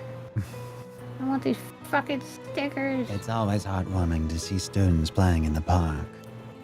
Rector seems to like kids. Perhaps being there... Rector seems to like kids. Perhaps because they're on the same wavelength. While you look that up. It seems picking up Ayume's trails out of the question for now. Why did we even come here? Here's a folder. I used to make some stickers myself. Somebody has the gave the folder! Gave the thing! I'm saving it. All right, awesome. You can make it stickers on your Discord. Maybe. I don't know. That might be a problem. Done. We won't get much done standing around here. Why don't I go and check out Ayume's apartment? You don't mean to speak with her, do you? No, I'd prefer to get an idea of what she's been up to. I'd like to see whether she's been home or not, just to potentially get a trace on her movements. Then be my guest. Okay, I shouldn't be long. Oh, they're showing me the sticker.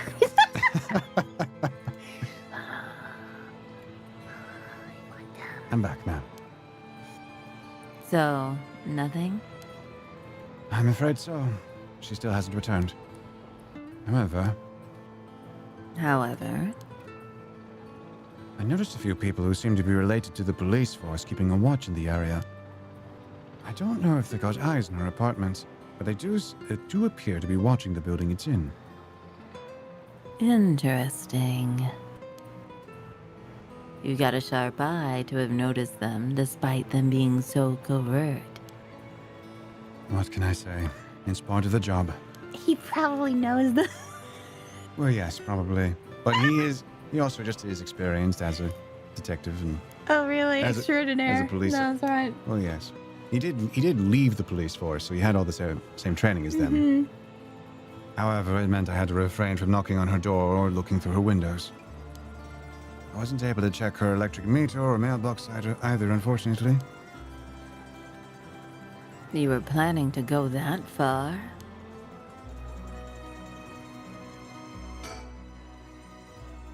Oh, we won't make such progress sticking around here. All right. I think let's think one more time. Nope. What a waste of time. Let's see.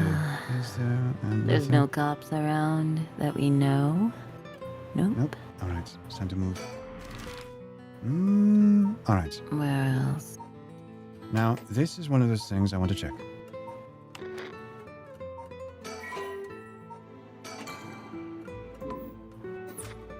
We've been pretty thorough about looking over everything, so I want to see.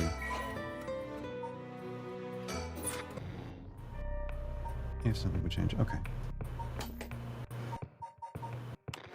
Apparently 3 years ago, a pop-up store sold Mockingbird stickers, Sawa in Japan, and on their website. They aren't for sale anymore, though. They were only 330 yen. Oh. Oh, yeah. All right. I want the stickers for my computer. I might put them on my bike, too. And maybe my water bottle. I can get my boss to make them. Suppose you can. Let's try Michio's place again.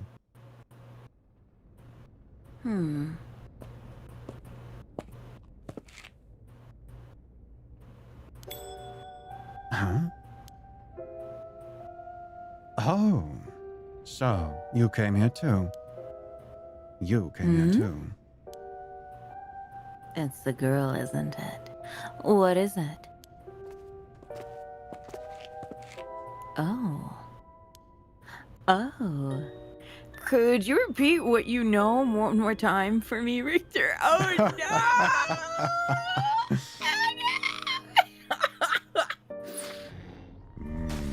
Our timelines merge. Let's go! All right, let's do it. Let's go! Finally!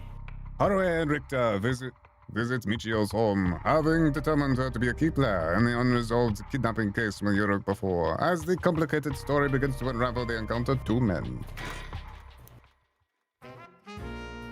Love these songs. I love it. We get to just relax a bit. Near the Shiraishi household. Ma'am, allow me to introduce one of our country's most elite detectives. The name's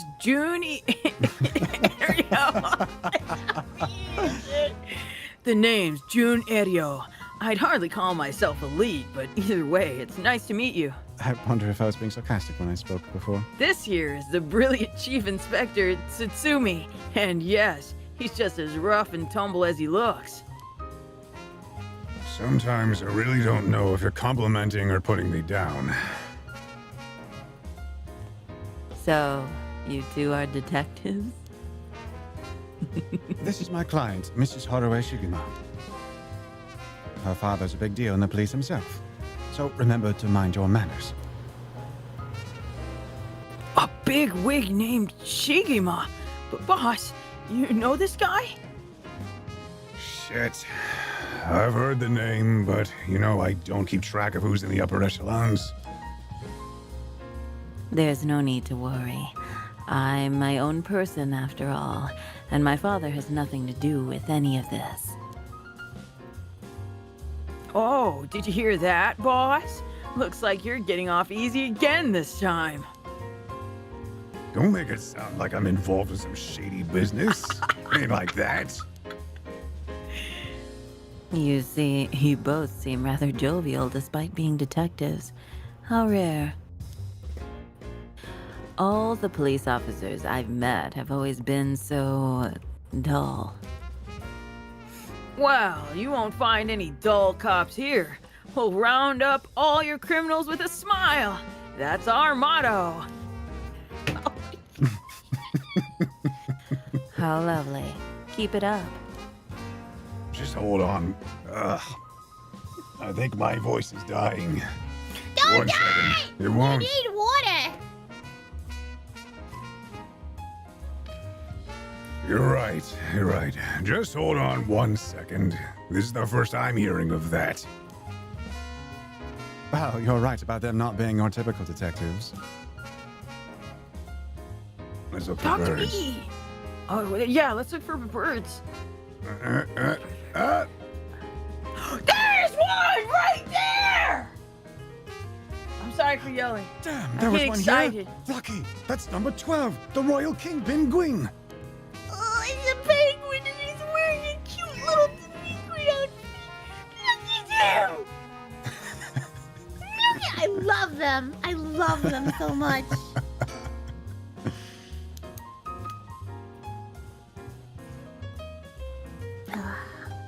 It seems they were acquainted, but also like they haven't talked in a long time.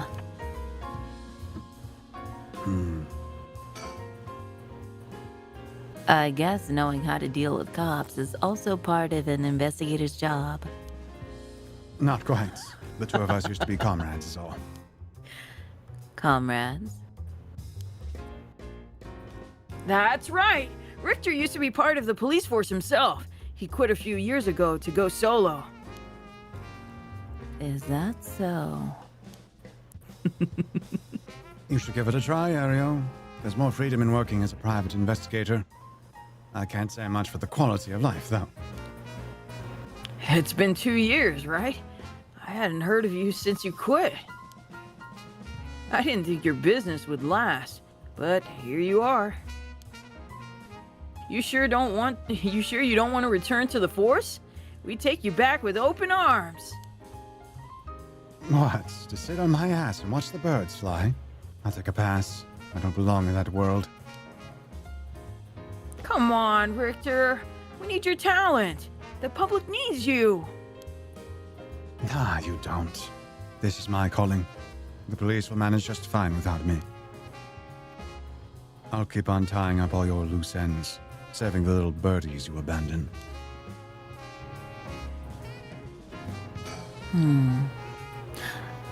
I thought we might cause trouble standing in the middle of the street talking like this, but so far we haven't drawn attention.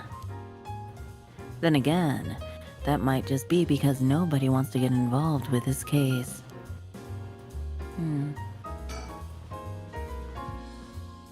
A young and energetic detective.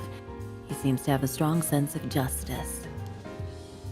If my son had the chance to grow older, perhaps he would have become an officer, just like him. Aw, probably. Yeah. He seems like he's got a lot of experience working the streets. Most of the officers I know are the bureaucratic desk jockey types. The contrast is rather striking. Yeah, the gruff detective is cute.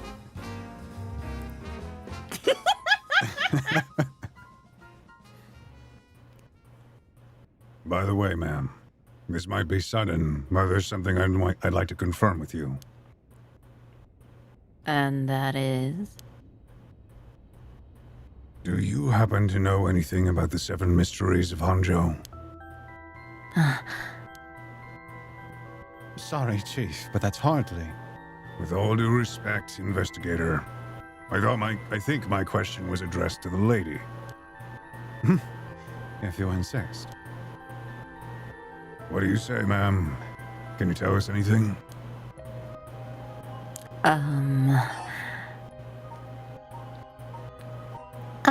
The dots dot, the ellipses. I can't say I know much. Is that so? Well, I'm sorry for the intrusion. And because of her Scarstone, he probably knows she's lying. Look, that's true. I could die. If he wants What to. brings you here, Richter? Oh wait, no, it's daytime. He can't kill me. That's it's right, daytime. actually. So he wouldn't be able to use the lie detector. Never mind. Cool. Daytime, bitch. What brings you here, Richter? You want a case? That's right. I'm picking up the police's slack. I trust you remember the kidnapping and murder case from last year. Oh, I remember now. You're that Haruo Shigima from the kidnapping case. Huh? Did I miss something? Don't be an idiot. It was the case where... Don't be an idiot. It was the case where Munasada Shikima's grandson was kidnapped. Which must have been your son, ma'am. Indeed. The story was suppressed by the news. In the end, it was considered a huge failure on the police department's part. Most of the investigation was conducted in secret. And, unfortunately, the department is unwilling to reopen the case. Any investigation carried out afterwards turned up nothing at all, which is why I'm on the job now. So, they never caught the culprit, huh? That's rough. So, your findings have brought you to this place then? That's right. An individual connected to the case used to live around here. Used to? That's right. As of last week, they're deceased. We'd hope to talk to the family. No one was home when I checked last time, so we figured we'd try again. Interesting. It sure doesn't look good on the police to be mishandling cases like these. If there really was a culprit, it should be our responsibility to bring them to justice. Well, I do consider the police my people. So, you considered the blame to be... so you consider the blame to be shared. You've got a stir inside as well, I see.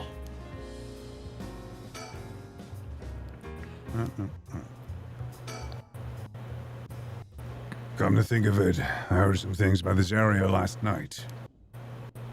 Something about a strange and conspicuous man dressed in white loitering around. Wait a second! I assumed they were talking about you, investigator.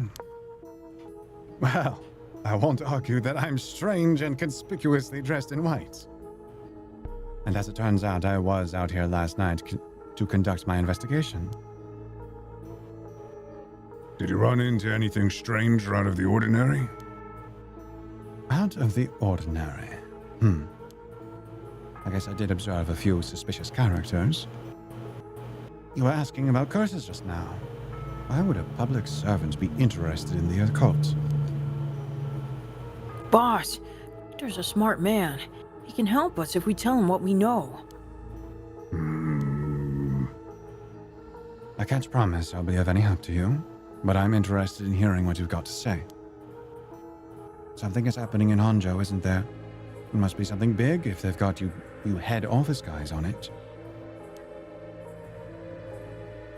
Well, I guess it's all right. Desperate times call for desperate measures. Thank you, boss! Yay! Yes. Sweet. Listen closely to what we're about to say, Richter. Yes. Huh. So by using curses to commit murders, these people collect soul dregs to perform the rite of resurrection. And these curse stones are somehow connected to the 7 mysteries of Honjo. It's a tough story to swallow, but I don't see a reason to doubt you either. We figure the strange occurrences happening around here recently are connected to these curses. To get this situation under control, we've been searching for the curse bearers to confiscate their curse stones. Do you have any information that might help us? Come on. That's tough. I never expected curses or other mumbo-jumbo to play into this all. But if we're talking shady characters, there was this middle-aged fellow I saw on South Waragesui Street. He had an average build. He was anxious, like he was searching for prey. Boss, what do you think? Well, considering the location, it could have been Hideki Araishi. We've already got his curse stone. Impressive. You two are working quick. Did you see anything else? Not that I can remember. That's a shame. If you see any characters who look like they might be carrying a curse stone, it'd be a huge help if you let us know. Absolutely. I'll let you know if I find anything. Richter, perhaps you could lend a hand on our case too? There's a number of people we can't track, and finding missing persons happens to be your specialty, no? Come on. I hate to disappoint you, but I'm busy enough with this case. The faith of my clients is what keeps me afloat. I have to prioritize requests by the order in which they come. I see. Well, can't say that's not fair. What do you need a private investigator for, anyway? The cops should have plenty of bright folks to throw at the job.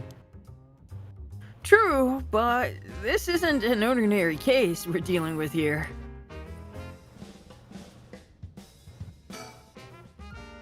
Huh? By the way, that reminds me, Richter. Yes. You said the person who used to live here died last week. You wouldn't be referring to Michio Shiraishi, by chance? You knew? I thought so. It seems like we're here for the same reason, then. Seriously? Michio was involved with curses and magic. Strictly speaking, the curse part isn't our concern. We're looking into Yoshimi's case. Yoshimi? Oh, right, Hajime Yoshimi's. That's right. He died on the job. I'm sure you've heard of it. I heard. It was a most unfortunate loss.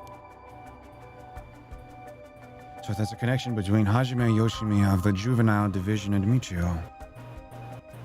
Well, hold on. Let's focus on Michio for a second. You think she had something to do with the kidnapping? Talk about unforeseen developments. Exchanging information should prove mutually beneficial. I'll tell you what I know, but in turn, I want the full scoop on your findings concerning Michio. Sure. To tell you the truth,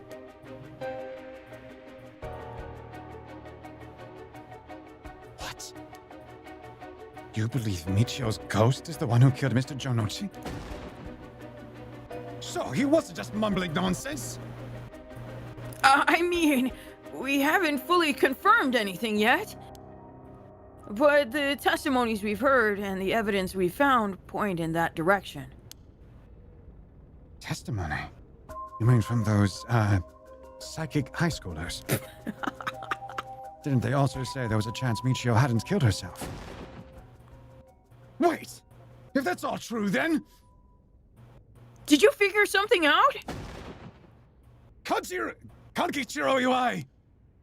Huh? Kankichiro Iwai! He'll be the next victim!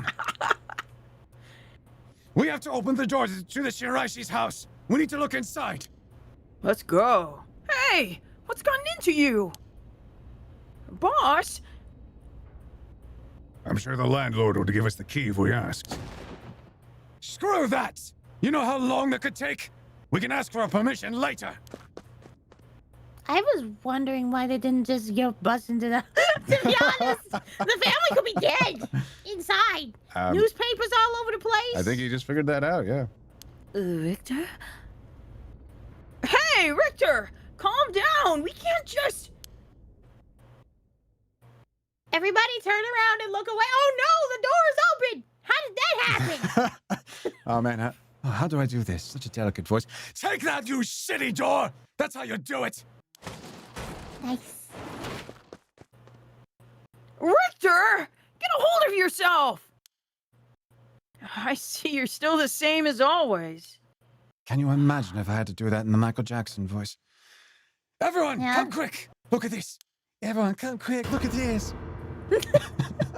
Take that, you shitty door. Sorry. There's a dead man here, and should not make jokes. He's... Whoa! What's up with this room? Boss, there's a dead body in here. Whoa. Could that be Michio's dad? Nah, he's a stepdad at best, if that. Nah, he's a stepdad at best, if that. He's got the It's got to be the body of Konkichiro Yui. Konkichiro Yui. There's no doubt about it. This man's a goner. He's gotten real messed up. Looks like he's been like this for a while. I'd say it happened last night. Ariel, did you find Jonochi's body in the same state? Now that you mention it, it looked as though Kohai Jonuchi had died from a number of heavy blows. What are you suggesting, investigator? It was Michio Shiraishi. She's alive. She used the power of the curses to get back at the men who ruined her life. That's ridiculous! You're suggesting she actually revived? It's got to be that. And if she's alive, then...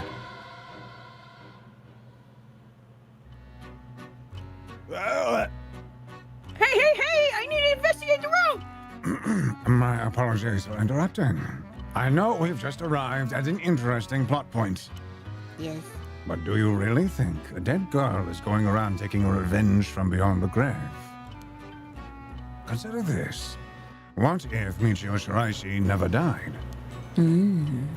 But seeing as you've come this far, I'm sure you already know the truth, don't you? And so, I would have you answer me a question. Where in Honjo was Michio Shiraishi at the hour of 8 o'clock this morning? Oh my gosh, that's so specific. That is very specific.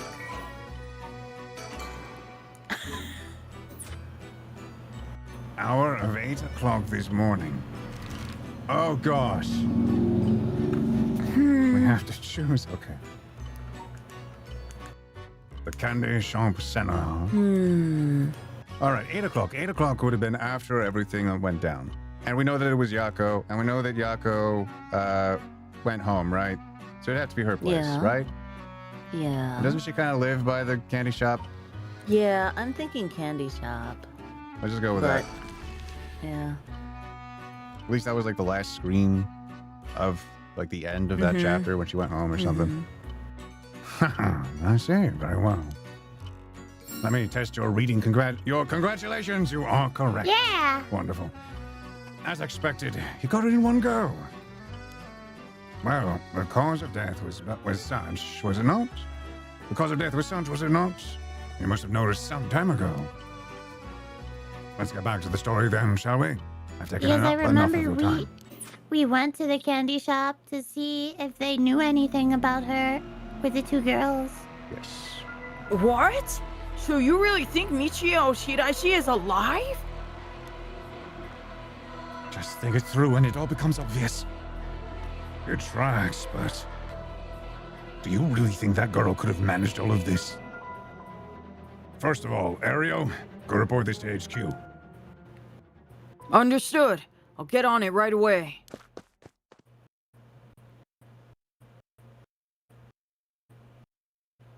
I'll start investigating this place.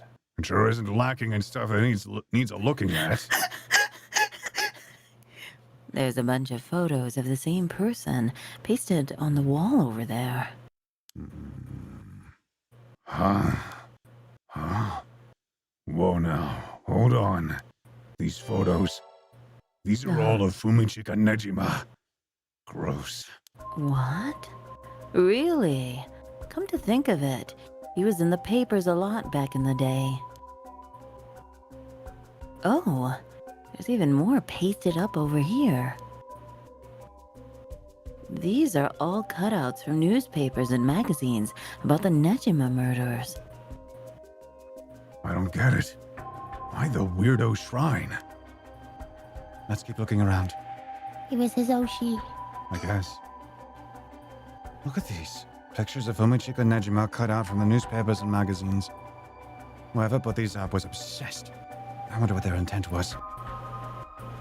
To think the Shiraishis are somehow connected to You think the Shiraishis are somehow connected to Nejima's case? Perhaps they did this as to not forget a grudge or something. That's crazy to think Nejima might be involved in all this too. Do you think he might have anything to do with the body here? Maybe. The man's already out on parole. He's a curse bearer with a curse stone now. He announced that from sundown today he'll be going on a killing spree. Oh dear. Oh my god. There's an emergency search underway as we speak, but no one's yet managed to get a hold of the bastard. So he hasn't changed his ways. That doesn't bode well. To tell you the To tell you the truth, the lady here isn't completely unconnected from the Nejima murders either. no. You don't say. That's right. We talked about it last night. 20 years ago, I found the hand in the Sumide River that brought the incident to light. You don't say. You were the kid from back then. You were really brave. You did a great deed. Were you the detective I spoke with? I had no idea. So you two have met before. Fancy that. I've been worried that Fumichika Nejima might bear resentment towards you, ma'am. You might be right. Unfortunately, that asshole is quite the resentful type. Oh dear. That asshole. I wonder who put the idea into his head. And now he's got the one-sided read, too? He's threatening to massacre the people of Honjo at sundown. Seriously? On top of that, he's been itching to get revenge on me as well. Of all things, the man's gone and threatened to kill my daughter. Damn. That's quite the threat. Certainly you can't afford to stay put here. The fucker wants to get us all antsy. When I finally get to arresting him, it'll be with a cool head. Not gonna give him the pleasure, huh? Well, Well, if you, I, and Fumichika Nejima have anything to do with each other, then this room might hold a clue to Nejima's location. let's hope so. The person who put all these photos up must have been obsessed with Nejima. They might have had some relation to Nejima's victims, or perhaps it was the opposite. The opposite. What if it wasn't loathing, but admiration? But then... These are old books scattered everywhere. I wonder what they were about. Many of them are written in a foreign language. It'd be a pain to look through all of these. Let's save them for later and continue looking around as the last thing we'll look at then. This sliding door leads to the kitchen. It barely fits the frame. It's off-putting to look at, but I can't help but wonder what in the world this is. They're magic runes. They're used in Western black magic rituals. Most of the time, they're useless imitations, though. I wouldn't get too excited about it. Oh my. Who knew the chief inspector was such an expert on the occult? I just chanced upon that information. The Oh, girl you with the did? spirit sense we mentioned, she's pretty informed on the subject. Someone was attempting to perform Western black magic in this place. Pretty absurd, if you ask me. Of course, the person in question was dead serious about it all.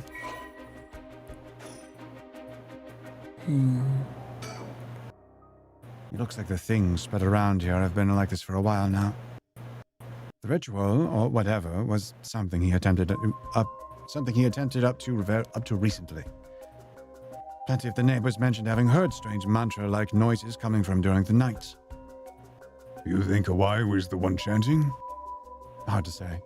Could have been one of the Shiraishis as well. If we look through these books in the back, we might learn whatever it is they were trying to do. We'll get to that in a second. There are candles and stones with inscriptions placed all over. Are these tools for some ritual? Hey, don't touch anything, you hear? That's right. Considering this a murder scene, we ought to leave everything as it is. All of this can be used as evidence. If anyone besides forensics toys with it, it'll cause trouble down the road.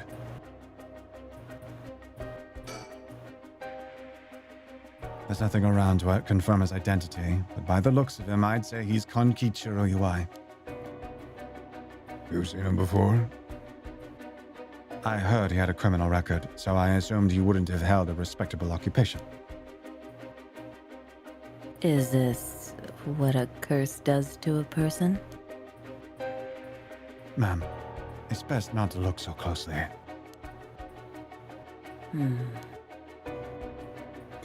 It's amazing.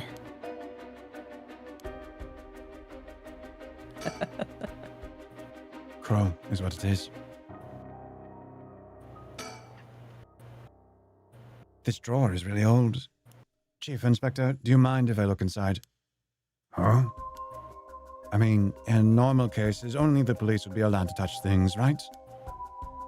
Right. Ario isn't here, so let me take a look at it. There's just clothes in here. Not much variety either. Can't say they were big spenders. Well, I was hoping to find a kind of talisman here, but I guess we're not so lucky. I see. Thank you anyway.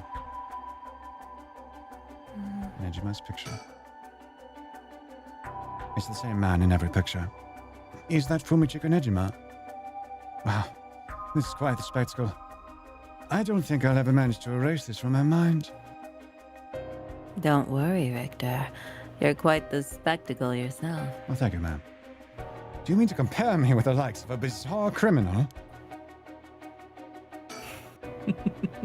These aren't just cut from publications. They even snapped a number of shots of their own.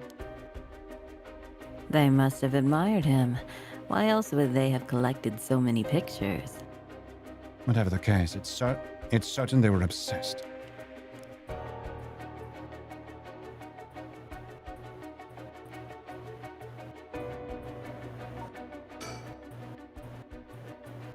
This place is disgusting. Did Michio Shiraishi really live here?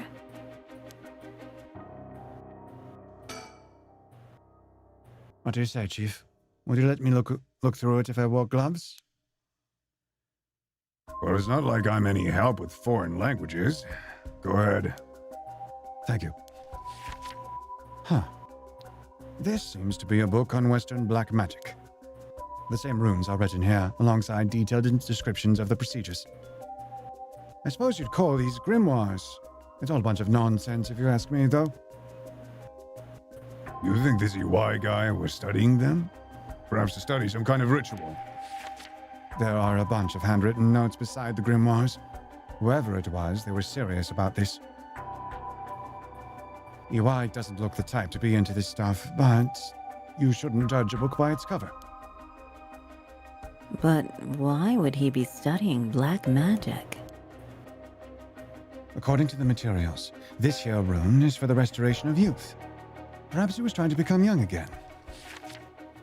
This over here seems to be black magic related to resurrection.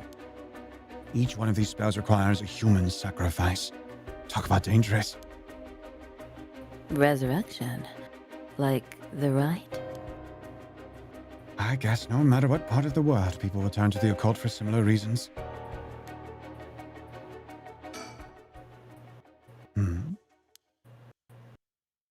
What is it? This looks like a journal. It's probably UI's. A journal? Mm-hmm. His writing is surprisingly thorough. It's almost as if he was writing a report for someone. Oh, wow. Now, this is something. What is it? What did he write? This is quite the find. Let me give you a summary. So, this Konkichiro Iwai fellow. He'd been searching for a spell to restore youth for years.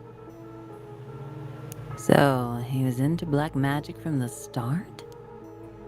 He believed if he could learn to successfully perform the spell, he could then use it to earn a fortune. To tell you the truth, it seems he was already getting funded after he acquired this grimoire. You don't say. This is starting to sound kind of familiar. But first, let's find out how he got his hands on this grimoire. It seems that Nejima told him where he could obtain the book when they were both in prison. What? That's nearly too much of a coincidence. Likely not coincidence. It seems like UI took an interest in the Nejima murders after it made the news. He admired him rather passionately. You might even say he worshipped the man. Worship? Nejima, of all people. This was a time when students were itching to rebel. Anyone who did something to shake the world was bound to gather admirers. UI had been collecting these photos ever since that time. And since it just so happened to land in prison at the same time as Nejima, he made sure to get in contact. This is a lot. I mean, even having it all laid out like this. The thought of Nejima being involved with these grimoires is staggering. I don't think we ever had anything pointing to that. What's the connection? To be honest, it's a shock to me too. For years, we've been scratching our heads over the motives behind the Nejima murders. Yep. It's been a mystery to us all from the very start. Whoa now, wait just a minute. Do you think... No way. What are you saying? That's right. The murders might have been for a ritual. He was attempting to perform black magic. The instructions written down for the sacrificial offering match up exactly with the acts carried out by Nejima. You've got to be kidding me. So that sadistic crap he was doing was all for black magic? That's what the evidence suggests. However, Nejima tried to do some type of resurrection ritual, but UI had different motives. Chief Inspector, you might think this is all the stuff of fantasy, but that doesn't refute that Nejima and UI were both acting in earnest. This is batshit insane!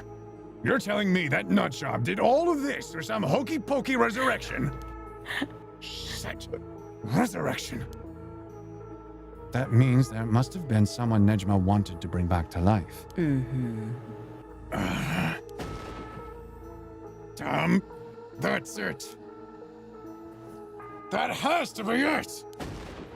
Fucking hell! It all makes sense now!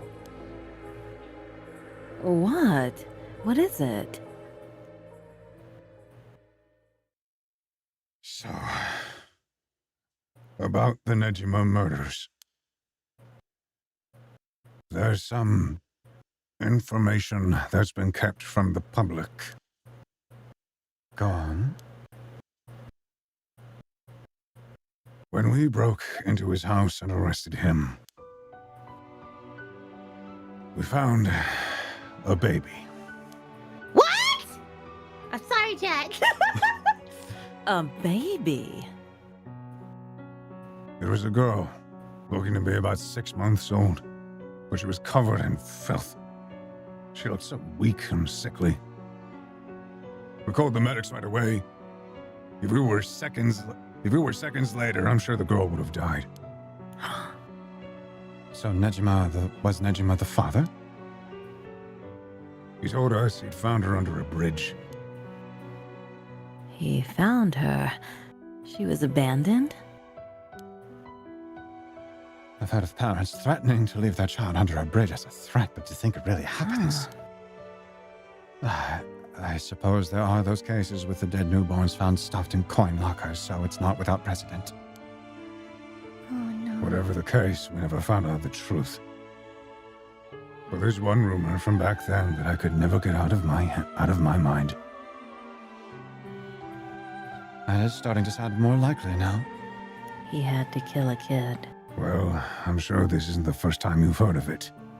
Many believe Nejima's guilty of more crimes than what got him convicted. Back then, a lot of girls went missing. Yeah, I remember all of that. Among the high school students that might have been murdered. Or maybe I should say sacrificed. Was a girl who was pregnant. Goodness. That's horrific. He killed her. And dismembered her body. And we thought, maybe the baby we found is what he pulled out from inside of her. Don't misunderstand me. This is all speculation on top of more speculation, here? But I, for one, never believed that man would just take in a baby he found under a bridge. feeling sick. Ugh. Stay strong, ma'am. I know this is hard to hear. Like I said, don't take that to be the full truth. We were running on speculation back then. Now that this whole resurrection magic has come into play, we should consider the possibility it was his child. And that maybe he was trying to revive whoever the mother might have been. It's just a theory, but my life would be a tad easier if it were true. That's an interesting thought. If there's anyone Nejima would want to resurrect, a deceased wife is as good a guess as any. The fact that he obtained a curse stone suggests he has an interest in the rite of resurrection. You're right. And here I was thinking that he was only after the curse's power to massacre.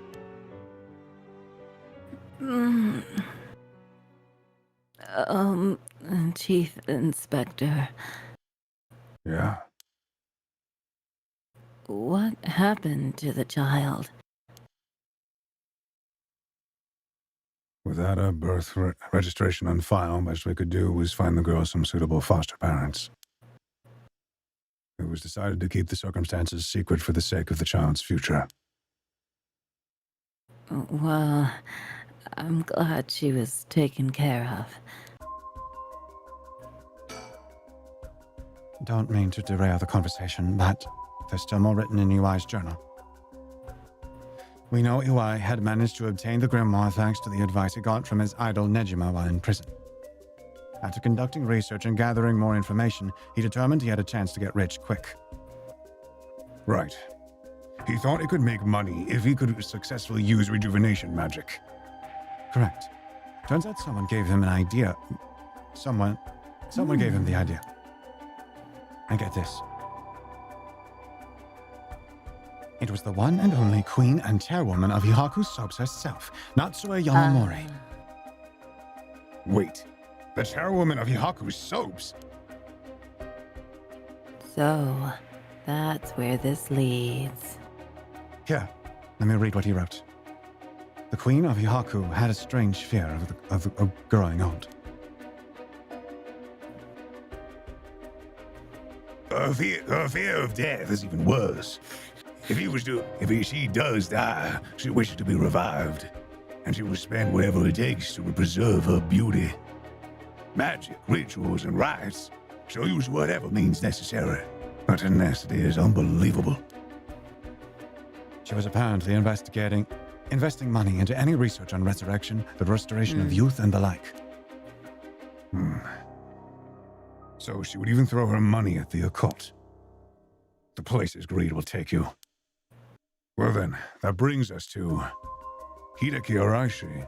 She presumably funded his research into Rite of Resurrection as well. That's what it all points towards. I wouldn't be surprised if the Witch of Hihaku pounced at the rumors of the Rite of Resurrection. It's starting to sound likely. Might also be why she's spreading the rumor about having godly powers. It's a convenient cover if she becomes young again. Godly powers? What's all this about? You can ignore that. No. Either way, I think Uai took the payments he was getting for his research to seduce a family into taking him in to keep a low profile. The Shiraishi family, Michio and her mother, Toshiko were just... The Shiraishi family, Michio and her mother, Toshiko, were just his unlucky marks. And this is where you get involved. And this is where you get involved. Are you feeling steady, ma'am?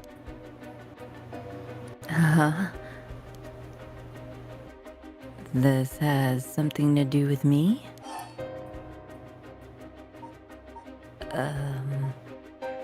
Are you saying that? No, you can't mean. You've realized then. Perhaps. Oh no.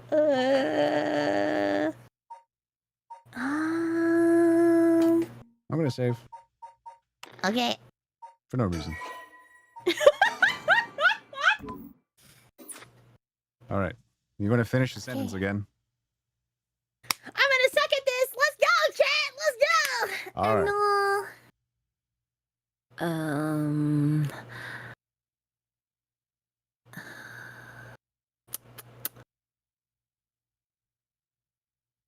Well, if What we are we pick trying one, to if we pick finish? one and we want to go back, I can just hit B and we can go back to it. Okay. Michiro Shiraishi? Okay. She's. Oh. That's the back. next? Go back. Go back. Yes. Fumichika Nejima? Child, magic, living sacrifice. No. Would you like to theorize or discuss?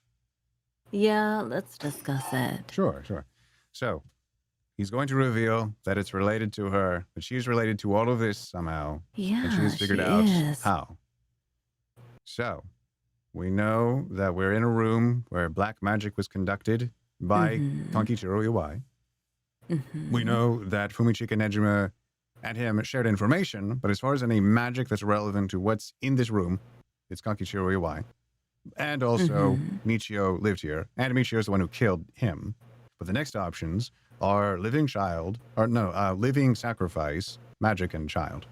So we were just talking about a child a second ago, Yeah. but we're also talking about how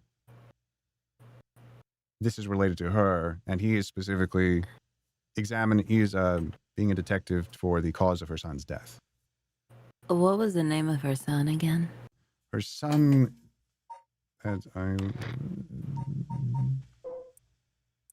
Shuichi. Okay, we'll click that one if we have it. No, we don't have it.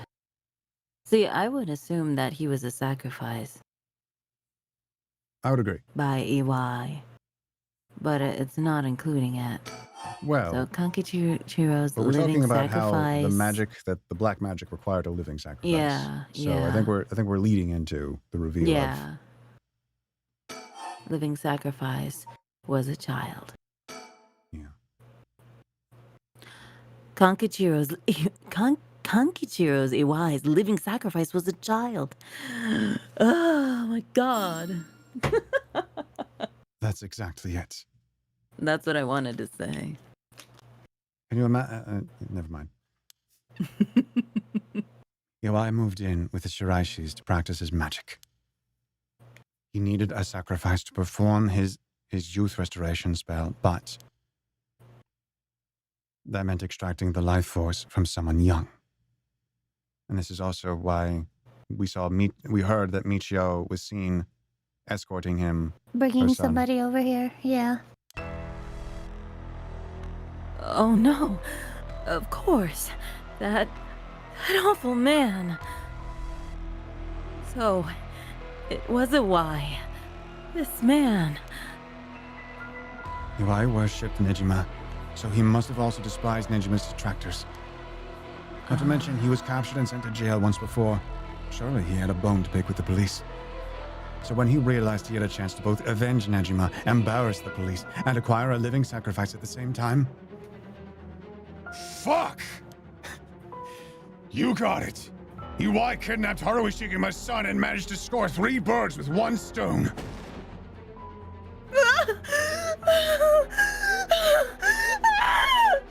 You're telling me that then? This horrid man. He never had the intention of returning my child.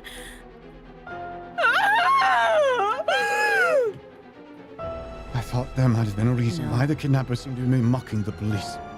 He never wanted money. His aim was to humiliate the force. It all makes sense.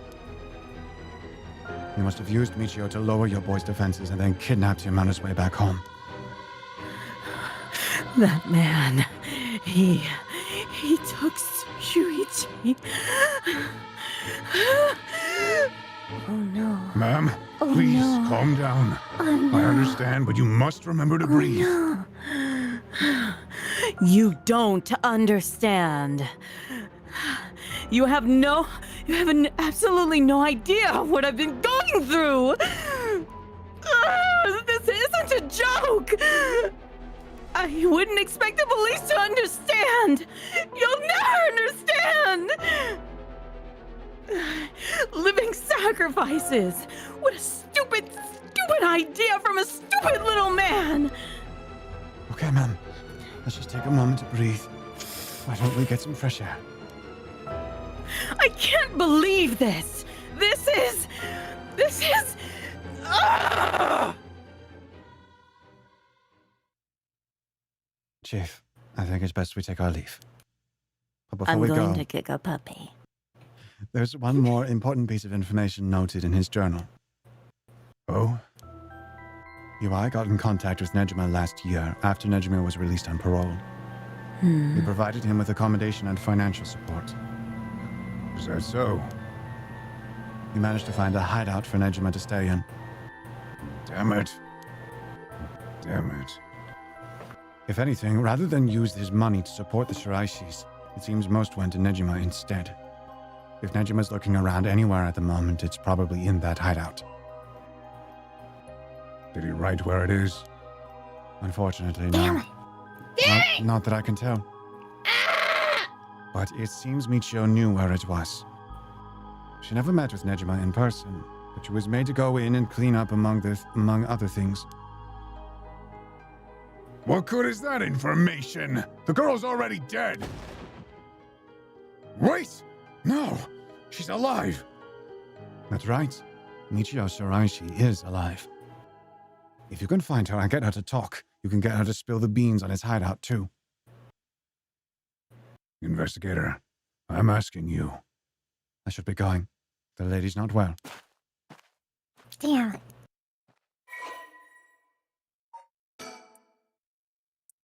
What voice should I use? Oh my god, there's so much. Well, you're deciding. I'm gonna get some water. I'll be Sounds- back. Sounds good. All right.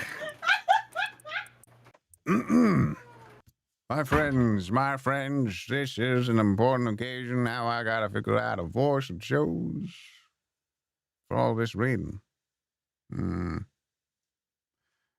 Where'd you like? Well, is there any kind of voice you'd like? Vampire or pirate, or maybe something gruff. I'll leave it up to the audience for a second, if you like, but you don't have to. Also, yes, we should compliment Sawa's voice acting. Very happy to have her here and all that.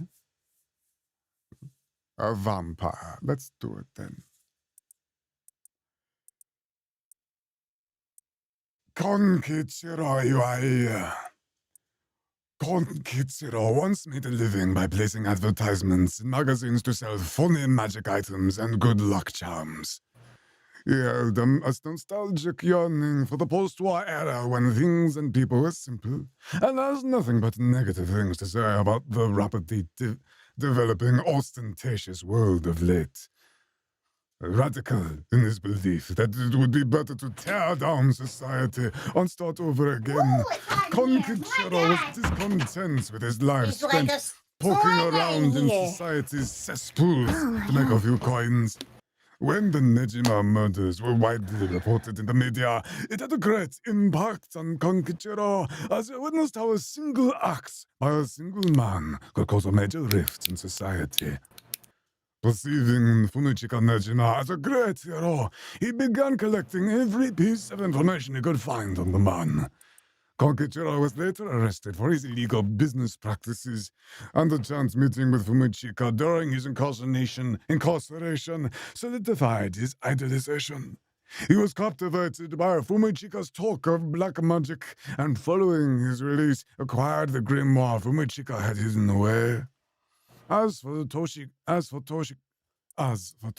Shiraishi, Konkichiro set his sights on her after encountering her at a part-time job. When he learned that the Shiraishi family was in financial trouble and could not afford to send Michio to college, he turned on the charm and took advantage of their weakness by offering them money. He revealed his true colors, however, after moving in with the family, and used violence and money to keep Toshiko and Michio under his thumb. All the while, his belief in black magic deepened, and he found a sponsor in the Hihaku Corporation. Konkichiro forced the Shiraishi family to perform various rituals, with any attempts to resist being met with merciless beatings. The mother and daughter were helpless to resist. After Hihaku offered Konkichiro great sums to intensify his work with black magic, he set his mind to sacrificing a child in order to perform a youth restoration spell. For this purpose, he chose Shuichi Shikuma, the son of Haruhi Shikuma, against whom Fumichika held a grudge. He attempted to enlist Michio so as not to harm the boy, and when she resisted, beat her mother 20 times. With Michio's assistance, Konkichiro kidnapped Shuichi and locked him up in the Shiraishi house and told the young and courageous boy that he'd kill Michio if he tried to run. While his actions were motivated by a personal grudge against the police, it was first and foremost an attempt to create a societal uproar and breakdown in public order. So Konkichiro painted the crime as a regular kidnapping, demanding a ransom from the family. However, among an embargo on the press, the kidnapping did not cause a public outcry akin to that of the Nejima murders. Infuriated, Konkichiro had Toshiko perform the sacrifice ritual by threatening to kill Michio if she refused. Toshiko killed Shuichi in his sleep, but the spell failed, for which Konkichiro blamed her. Warning Michio to keep silent about the murder to avoid incriminating her mother, Konkichiro dumped the boy's body in a nearby river. The tiny corpse was found a week later in the Sumida River after floating through several canals in Honjo. Having drifted for days in the polluted water, little evidence remained. Although Konkichiro performed no further sacrifices, his devotion to black magic only increased. Toshiko and Michio spent their days consumed by guilt, forced to continue serving Konkichiro until the day they died. Fin. Wow.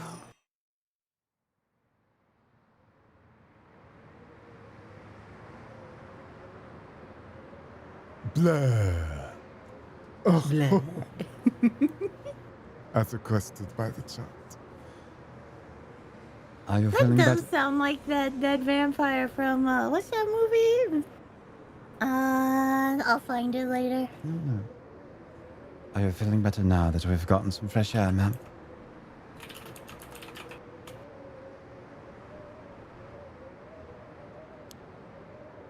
I'm fine.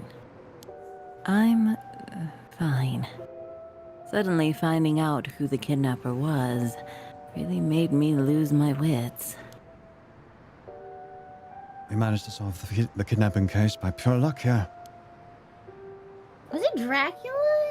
Nah. Yeah, it might have been. No, that's 2025. Which is the one that has Keanu Reeves in it? Well, he is in a Dracula movie. Yes. But Gary Oldman is Dracula. Bram Stoker's. Bram Stoker's Dracula, okay. Bram Stoker's Dracula. You do sound like that guy, the Dracula Oh, dude. fun. Gary Oldman. Sounding like I think, Gary Oldman plays- is quite the compliment. Hey, I mean, he can do so many characters. Being able to, He can. yeah, that's something to live up to. Yeah. Maybe I'll get to play. Keanu can't though. Keanu has other noble qualities. He does. He's a fun dude. Yeah, he's a good guy.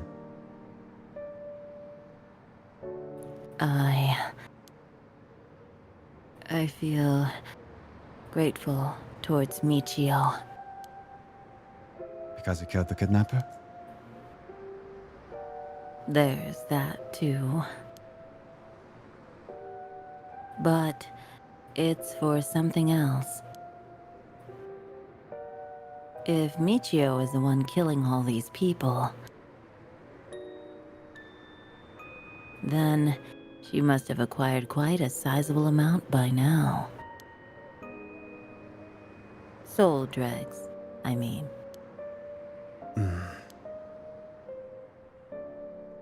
Hey, Richter. Whether the kidnapper's dead or alive, it doesn't mean a thing. Revenge won't bring my boy back. And if Nejima is planning to cause a massacre to collect soul dregs, then all the better. I won't give up on the resurrection.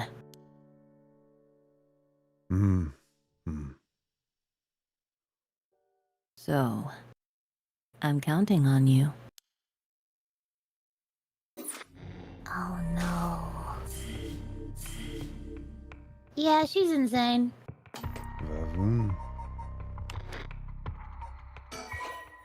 She better not try to get him to stop the police from their investigation. Well, she's a wild card at the moment, so we'll see. You want to go to Tetsuo's or continue Highways?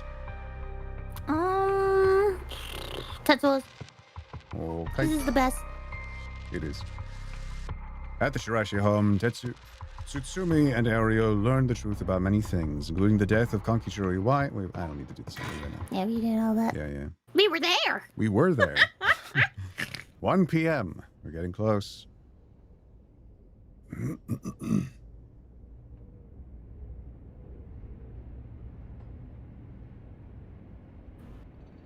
Boss, I just talked to the Sumida police.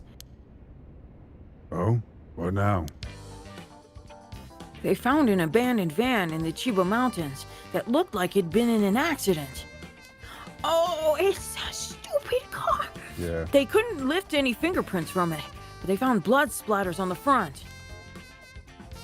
And guess what? The blood is a perfect match for Michio's. Oh. So it must be the van that hit Michio. You got it. It's all thanks to Yoshimi that we were able to find that out. The license plate had been removed, though, and they even scraped off the vehicle identification number. It'll take a while to identify the owner. Now they're trying to figure out if the van was sighted anywhere between the scene of the crime and where it was dumped. Got it. Thanks for the report.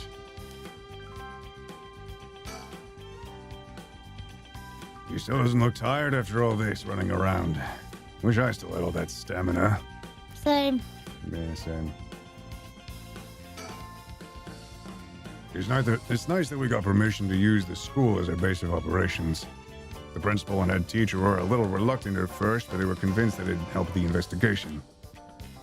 Dealing with all this must be a real headache for the guys. For those guys. I should thank them again later.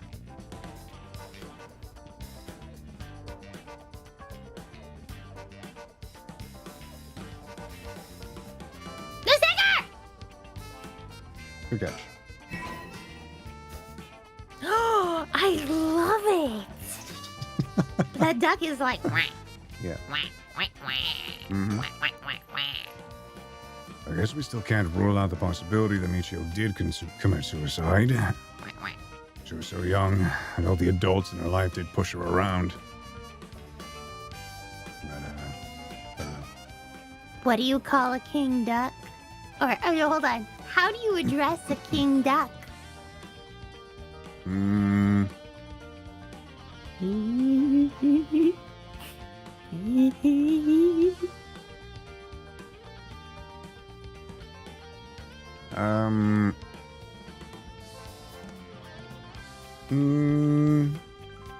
Oh, good night, no username. Baka. Good night. Hope you come back for the VOD. Please enjoy. How do you address a king I'm duck, trying. Jack? How do you address- No, I'm trying to think, because, let's see, because, well, wings, duck, bill, crown, no, there's no crown. They have webbed feet. They have, other qualities that are not relevant. The, Got it. what? Don't look at chat. Oh, Mufin. Mufin spoiled it, I'm sorry. It's okay. My lard. My lard. Millard. Quack. And that's how Millard talks. Quack, quack. Very nice. I approve of this pun. We've confirmed that Michio died in a vehicular collision. But are we sure that it was really an accident? Good question. I was wondering the same thing. The damage done by the collision indicates that the driver was traveling at a considerable speed. There was no brake marks to be found. That's a good point. Exactly. Which suggests they may have been intentionally targeting Michio. Then what was the motive, do you think? Who would have a reason to kill Michio?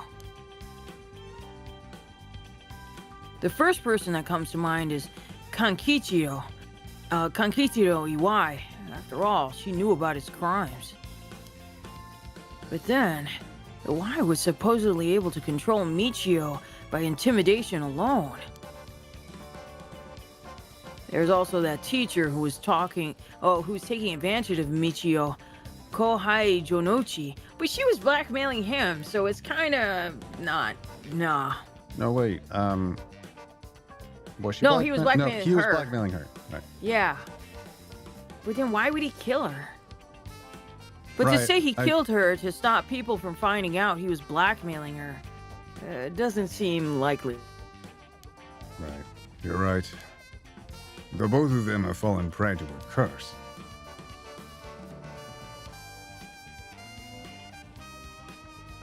I'm going to assume it's just a very simple explanation.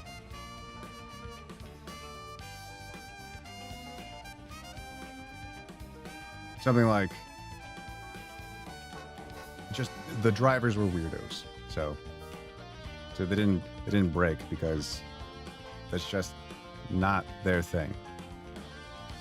Or maybe the driver specifically is just particularly callous to it or something. I don't know. But then again, we know who's Yutaro, but strictly speaking, I don't know if he was the driver. I'm assuming he is. But he wants to bring her back, so at the moment I can't say what distinction is necessarily being made. But anyway. You still there?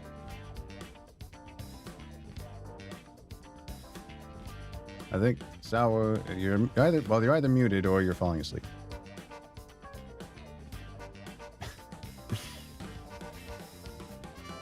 All right. I will. You can't hear me. Okay. Let me see.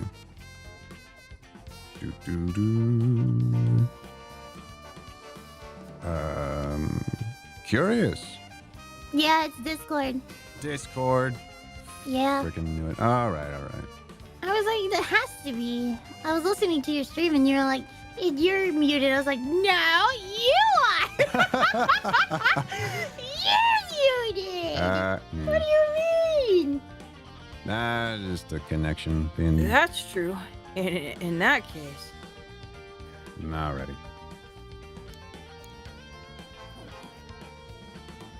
It's quite possible that she'll also decide to exact revenge on the person who ran her over. Yeah. Not just possible. She may have already done it. May have already done it last night, just like with EY. Is there anything else that could have served as a motive? The talisman, maybe?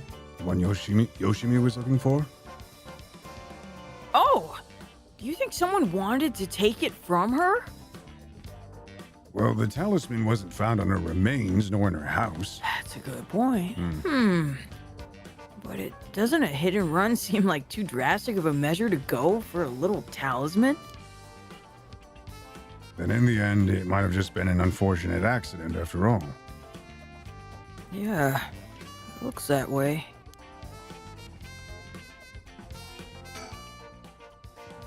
Either way, what we need now is a testimony from Michio herself. With a bit of luck, we may be able to ask her what happened during the crash ourselves. Yeah, I can't wrap my head around that particular development. still have my doubts that it'll be so easy. Either way, we won't be able to do this unless Mio and Yako turn up. I'd rather have him come sooner rather than later, but I guess we just have to wait. Shall we go ahead inside? All right, then. I guess we still can't rule out the possibility that Michio did commit suicide. She was so young.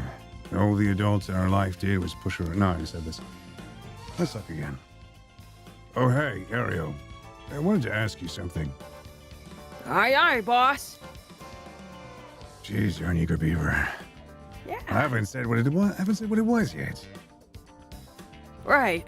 Well, what is it then? Can't remember what you had for dinner last night? I'm not senile. Looks like that agent over there is having some trouble with his pen. So if you've got a spare, go lend it to him. And for the record, I had Katsudan last night. No need to worry about me going senile just yet. I know I look like a genius, but I didn't think I came across as the type to carry spare pens on my person. You, a genius? You're dreaming. Hey! But if his pen just stopped working, he can get it going again with a little bit of nail polish remover. How do you know this? Nail polish remover? Yeah, you know. What you use to remove nail polish. Never used it before? Have you? Do I look like I would've? Don't make me sound crazy for not having used the stuff. I doubt you have either. Oh no. Oh no, I've used it all right. Did you know that it can remove oil-based ink stain? I was about to bring that up! I guess it makes more sense. I was literally about to bring that up. You can remove an ink stain that way. Okay. Yeah, that and to get rid of permanent marker, you can use what is it called? The alcohol-based sanitizer, hand sanitizer. Yeah. So what you're saying is I need to go and buy nail polish remover just in case my pens get too old. Yeah, why not? All right. Which is why it can be used to fix old dried up pen nibs. Whatever's in there that removes the ink also doubles as a way to unclog pens. That sounds cool. Huh. Well, good to know. Still wouldn't call you a genius, but it's something. You gotta make sure the remover doesn't mix with the ink, though, or it'll ruin it. Doesn't that defeat the purpose? Not to worry. I don't have nail polish remover on me right now anyway. Oh, no problem then. It doesn't fix anything. Long story short, I don't have a spare pen. Jeez, all right, I'll let him know. Boss, I thought... Whoa.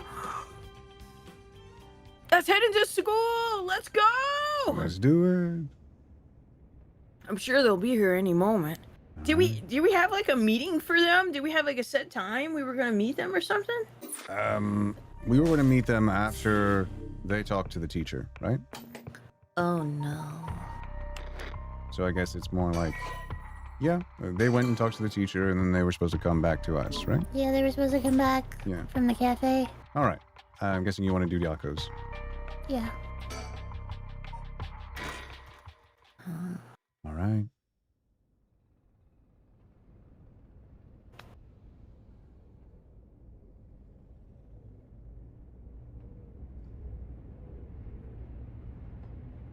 Ain't that interesting? The Record of Fate's Yin Scroll, huh? Boy. Well done, you two.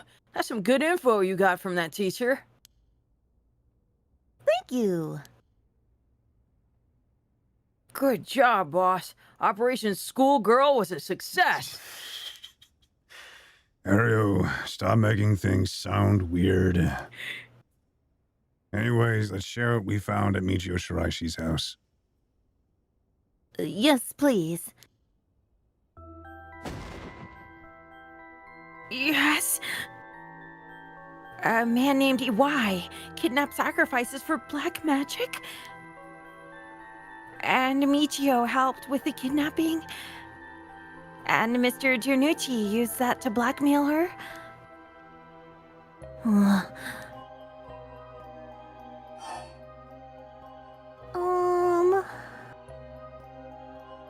About Michio, Shiraishi.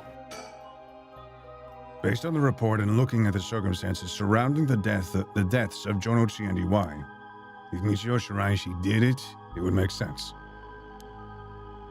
Furthermore, there are signs that Michio Shiraishi wanted someone to notice. Huh? Really? The ribbon that was left at the scene of Kohei's death is proof of that. Mio, I'm guessing you knew that already? Yes. Ever since this morning. But there's one piece of information I need. But I think we're near her limit. Huh?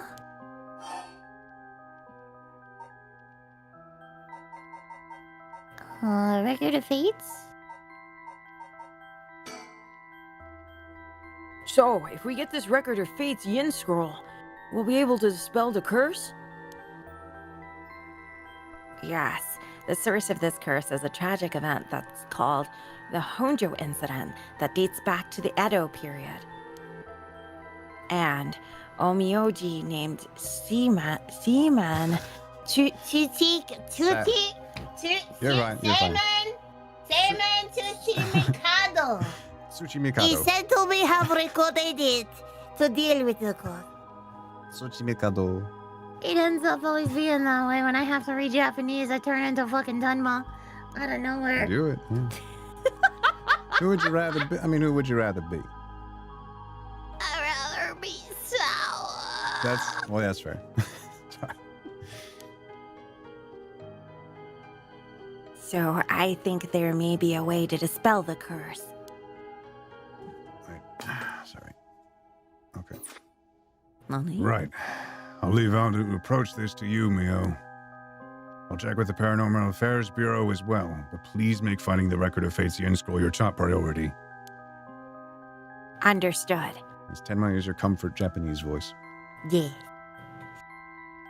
But how do we go about looking for it? It's possible the descendants of Seiman Seiman? Seimon. Have inherited it, but I don't think they're aware of its existence. How are you not aware of its existence? It'd be nice if we had a clan crest or something to go off of. Maybe we'll have to ask Paranormal Affairs. Might take too long. Yes. That reminds me. Mio, was the Western black magic used by Iwai and Nejima really just an imitation? Huh? Why are you asking me? Boss said you knew about this sort of thing. Do you not? Well, I mean, I have some knowledge, but... What is it she lacking knowledge of again? Oh, Western magic. How strange. I don't think I've ever told anyone that. Huh. It's okay, Mio. No one's judging you. Right, but it still feels a little weird. What about Western magic? So, what's your opinion on it as someone familiar with Western black magic?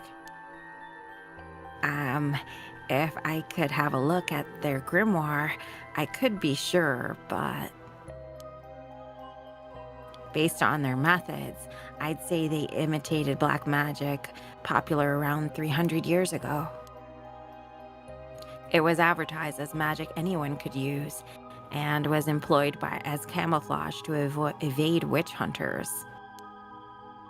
It's notable because they purposefully required living sacrifices to make it difficult to disprove its authenticity. Wow, you know so much. I'm impressed. It totally matches with the vibe you're... They keep This is doing such a kid statement. This is it's perfect. What do you mean by that? Don't worry. Have some confidence. I'm right. Thanks. I guess. Yes. If that black magic is just an imitation, then we probably don't have to worry about it. I'm just glad things aren't getting even more confusing than they already are.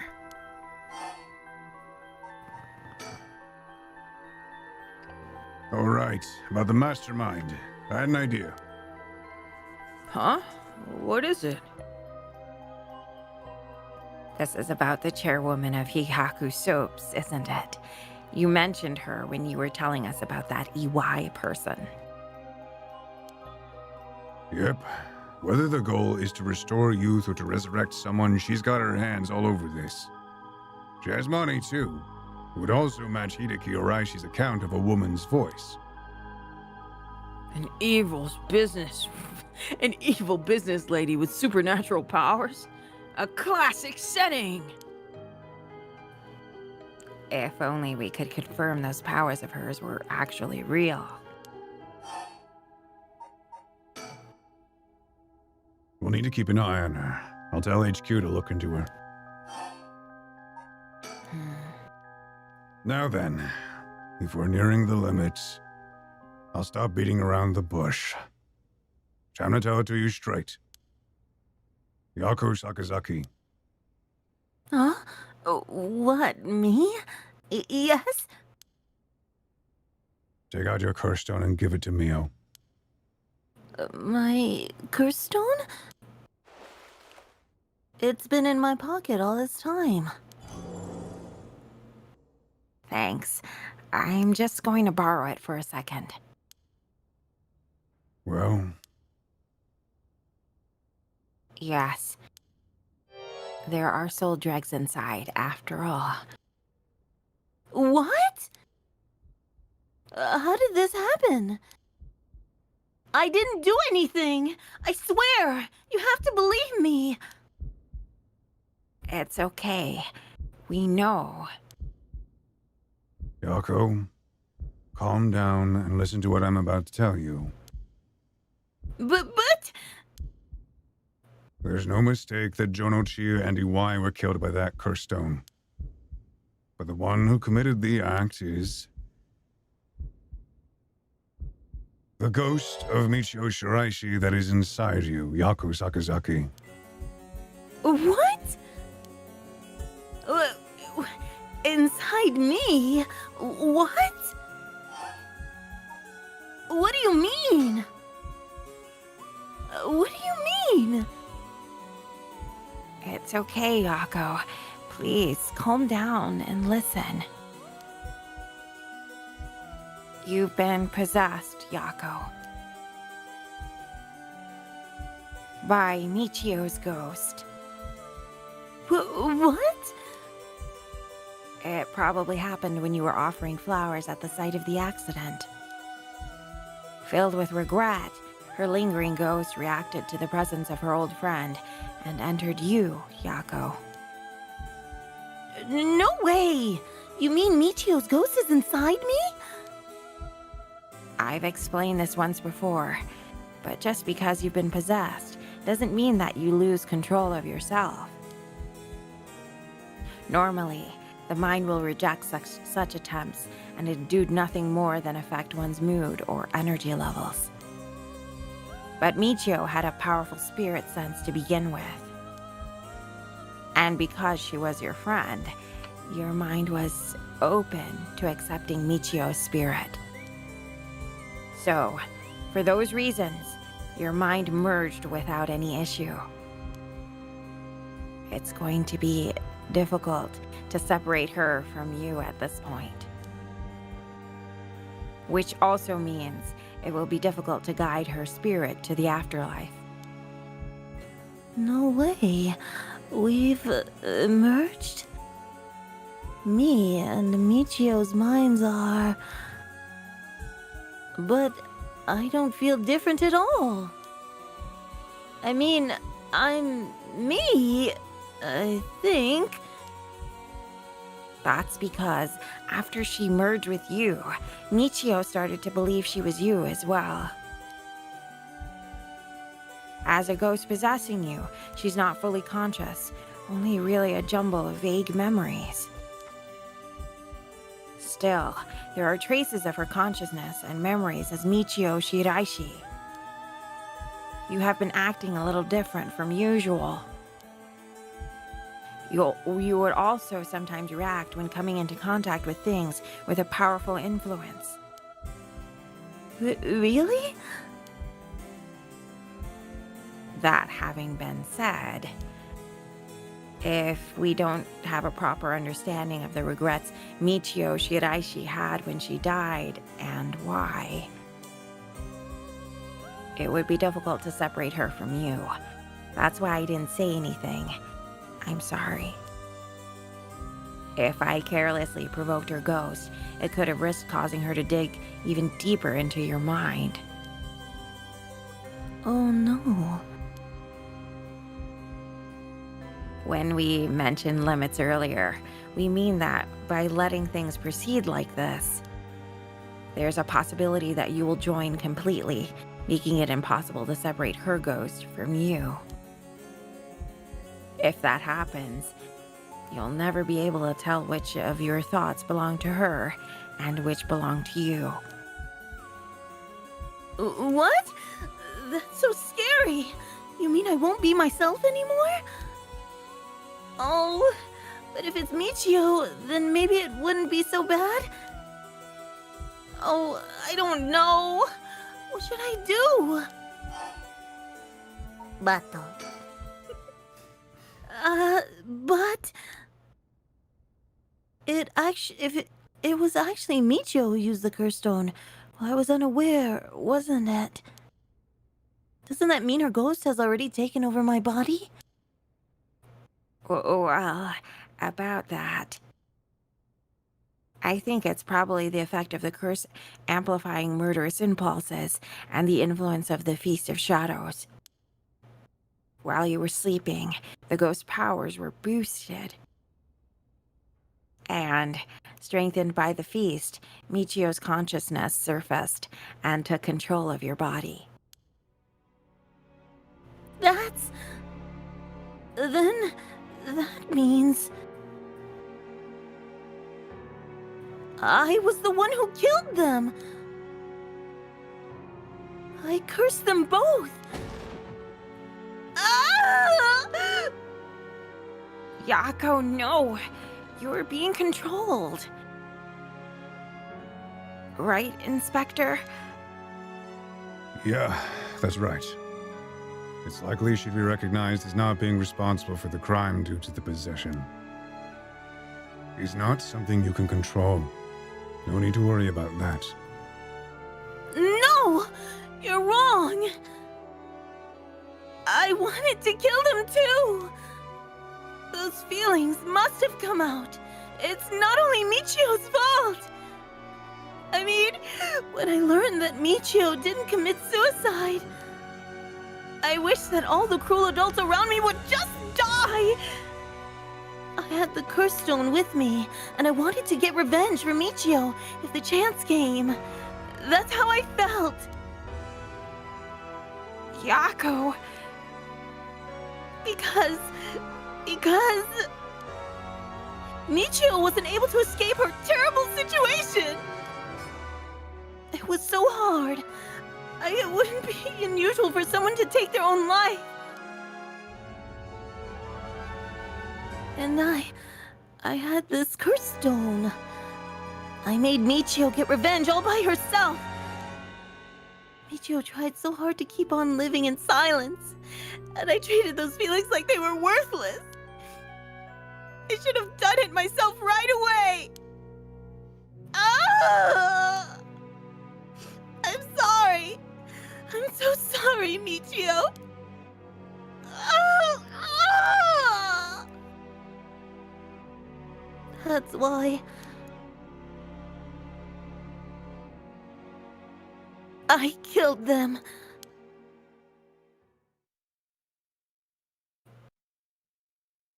Very nice work. Whatever. Buckle.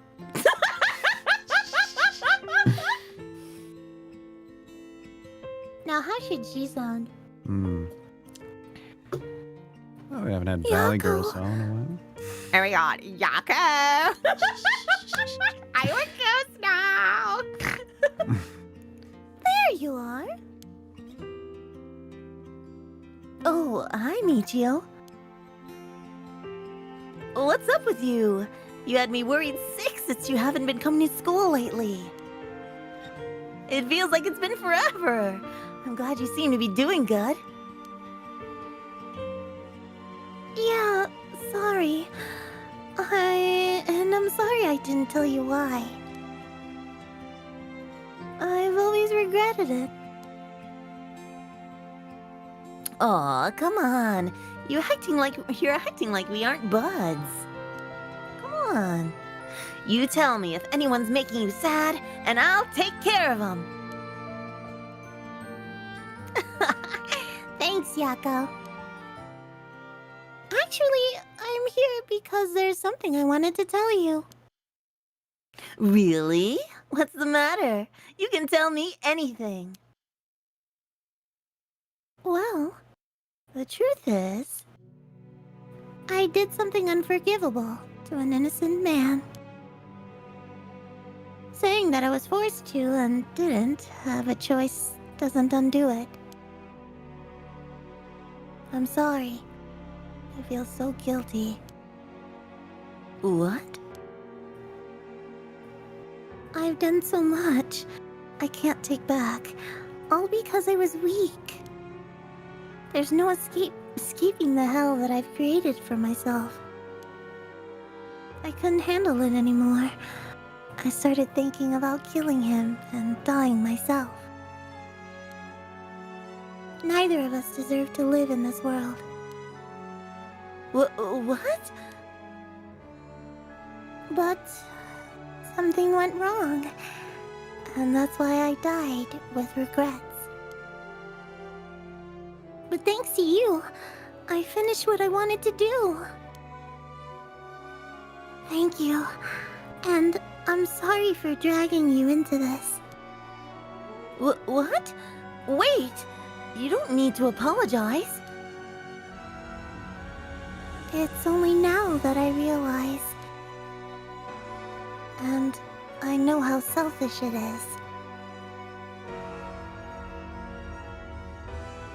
But I hope you remember the time we spent together as friends.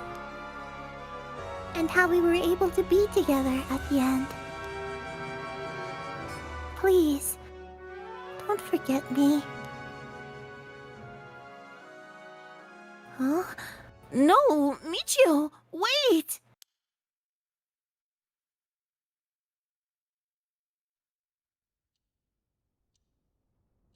What? Hmm?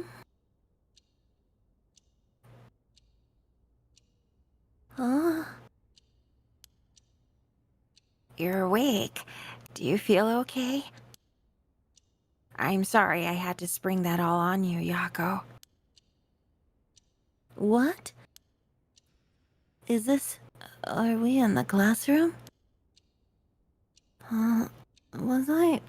dreaming?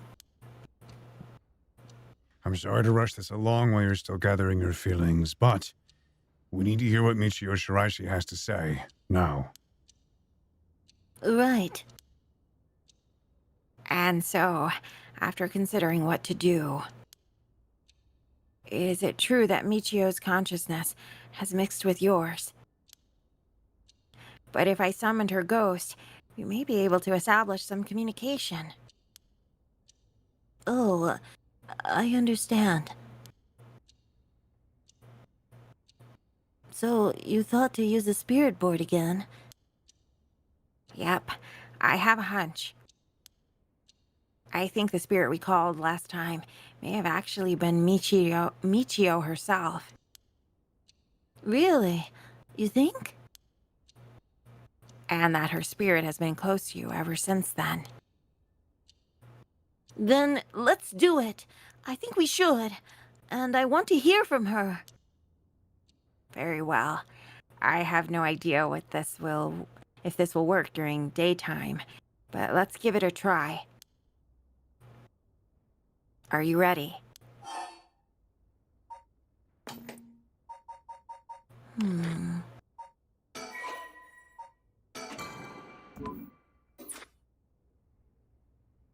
I'm ready.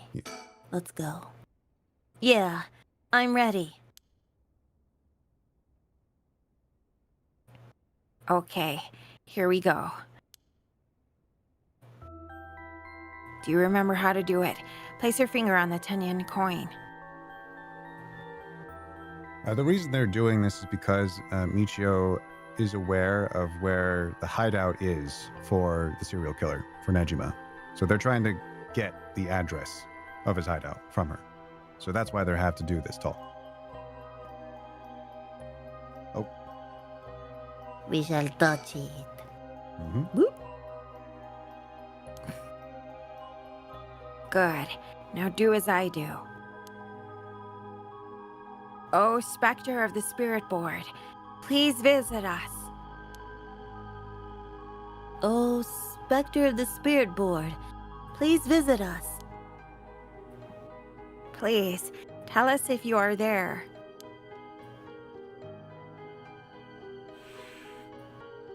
Ah, they are. It's here.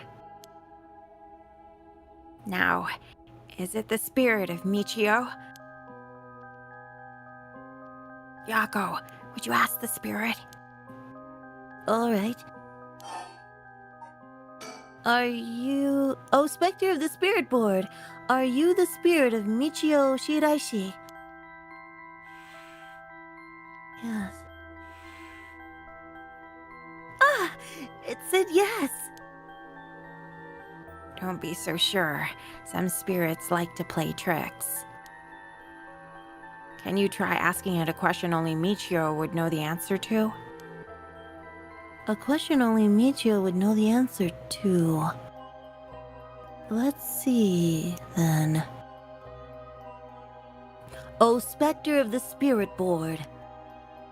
How much did the ribbon I bought with Michio cost?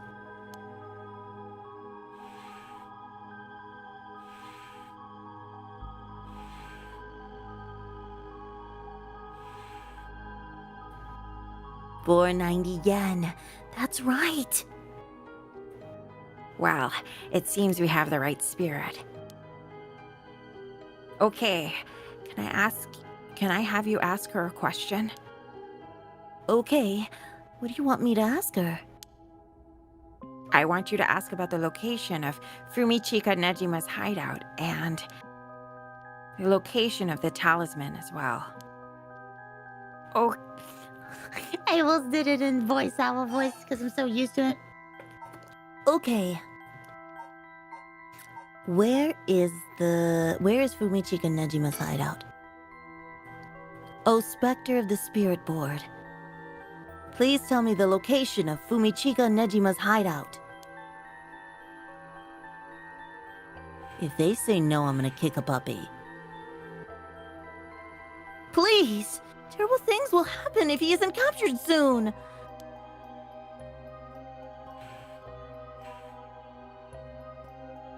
I'm sure it's painful to try and remember. But you're the only one who could help us, Michio. Please.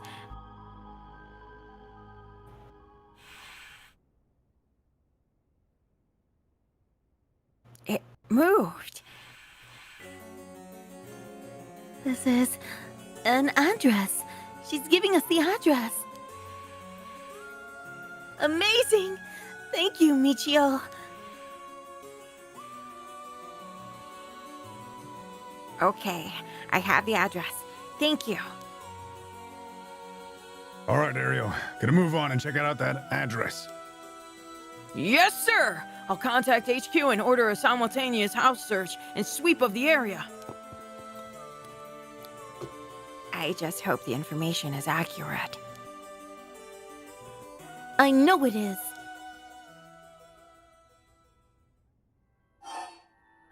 Now the talisman.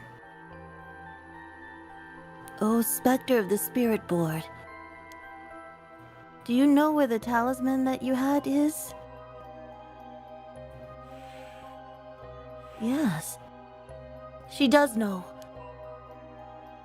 I wonder if we can find a way to narrow it down. I'll try asking. Oh, Spectre of the Spirit Board, did you carry around the talisman with you at all times? Yes. So she did carry it with her. Then, did you have it with you when you had your accident? Yes. Huh? She had it with her. But there was nothing resembling a talisman in the articles left behind at the scene.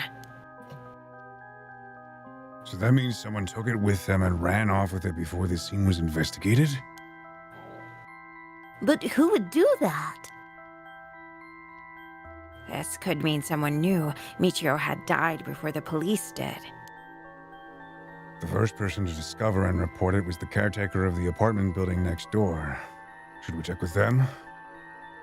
Let's see. The other possibility I can think of is the perpetrator of the hit and run. But it was a hit and run. Wouldn't they have run away? It might be possible they came back, driven by fear or something else. Even if so, they didn't report it and went through her belongings. But to only take the talisman? Seems hard to believe. Unless they were after the talisman from the very beginning. How likely is that, if the talisman really is so special?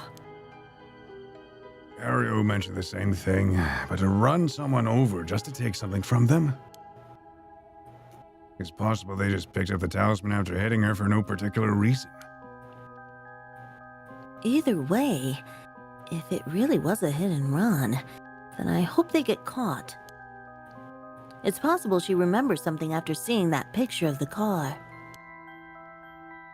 Then, shall we try asking? I'll try.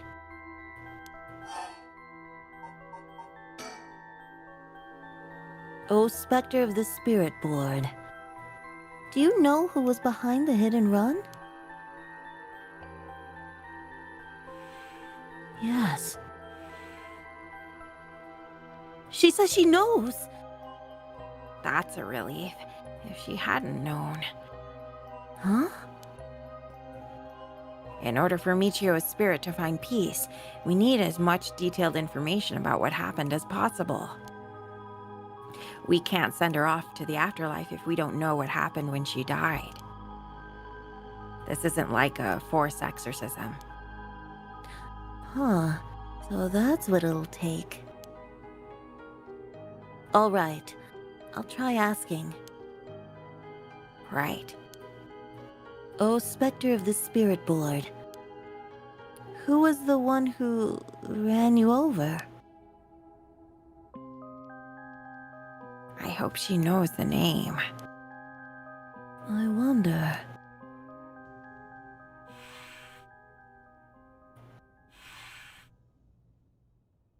A Namigaki. M I G A K I. Huh? Namigaki? What? You mean Yujiro Namagaki? You two know him? We talked to him after we left the cafe. He used to be a curse bearer, right? Ah, I see. That's why Yako had that reaction when she saw him. What? Come to think of it, that guy said he wanted to talk about Michio. What? The hell is he planning without his curse stone? He said he'd be waiting near Ryokoku Bridge. Got it. I'll join you there once we're done. He's the bastard who killed Michio? Yako. This should be enough information. We can release Michio from her suffering now. Let's do it. All right.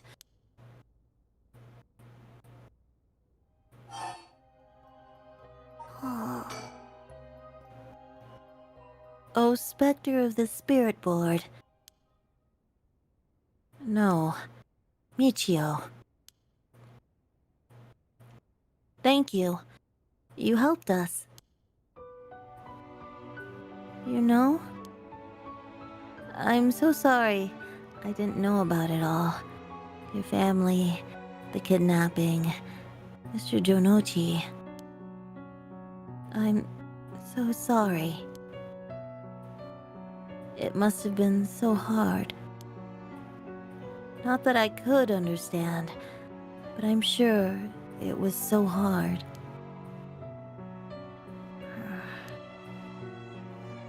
I mean, of course you would want revenge.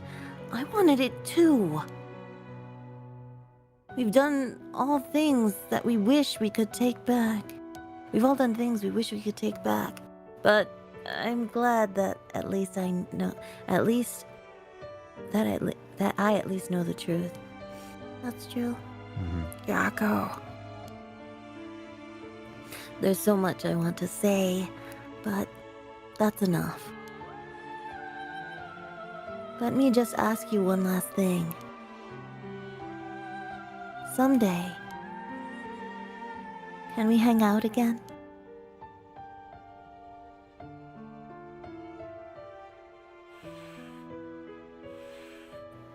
Ah, you mean it? Okay, it's a promise.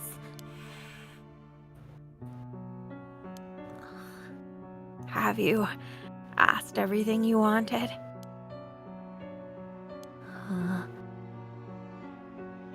Yeah. Okay, I'm going to guide Michio's spirit now. Yeah, it's time to say goodbye. Michio, with this, I'll finally be able to free you. Hey, Yako? Yeah? You never accepted the idea that Michio took her own life. I'm glad you never stopped trying to find the truth. Yeah. You're right. Even though I didn't realize just how hard things were for her.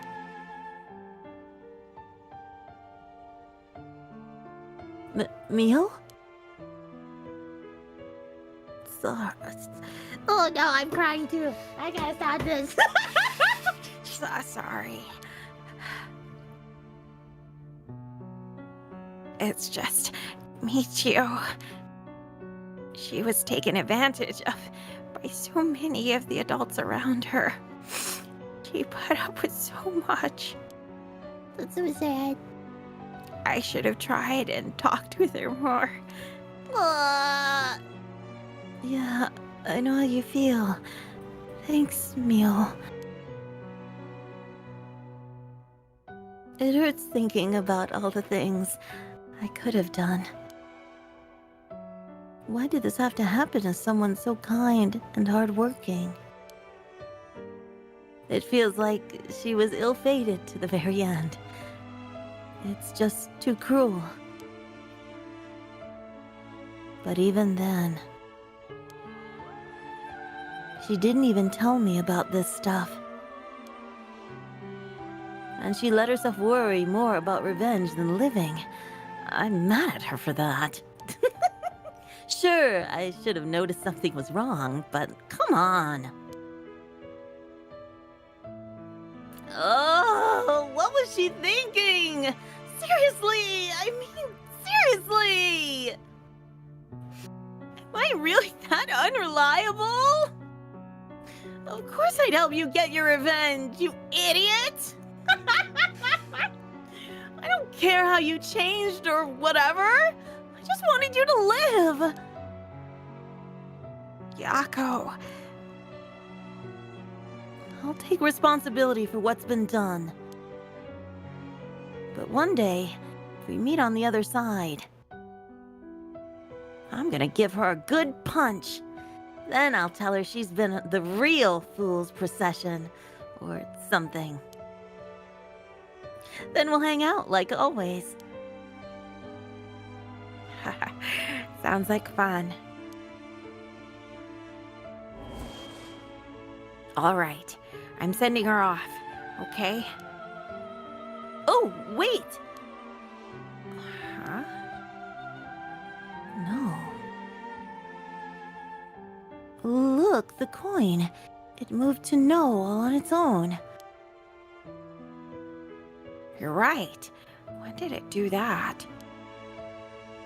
It seems she still has something keeping her here. Yako, do you have any idea what Michio wants? Me? Oh! But tell her, please don't forget.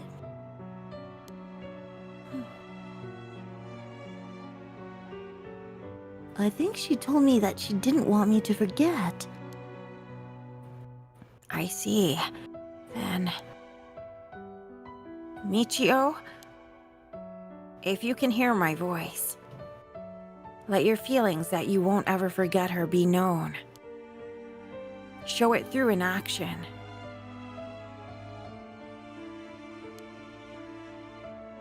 What?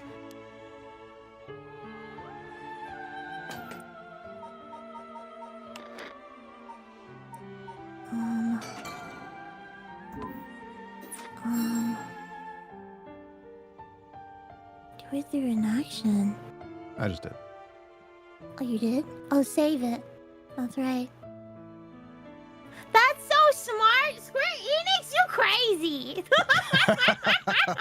That's so nice! You just saved it. That's right. Thank you. Arigato.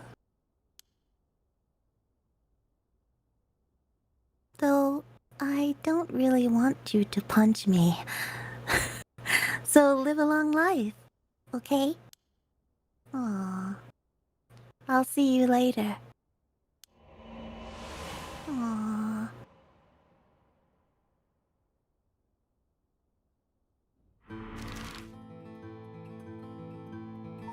It's a very nice scene.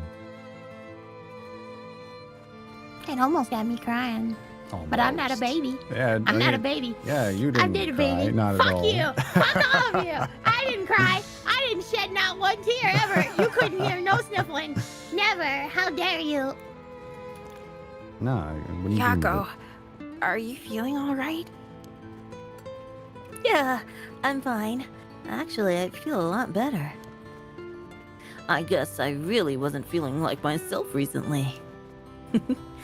It was like there was a part of me that I had no control of or something. Yeah, I think you're back to your normal self now. I'm glad there weren't any problems. What if we didn't save? I think it would have just stayed on that screen for a while, Oh. and then we would have had to figure it out. I wonder if Michio was able to find peace. I know she did. You don't have to worry about that. It seems like her regret was not being able to tell you what was going on and growing apart from you. Well, I guess I can forgive her for that. But there's still something bothering me. Really? Yeah. Yeah, I wonder what this feeling is.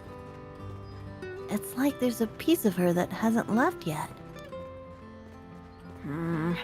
It may be an after effect.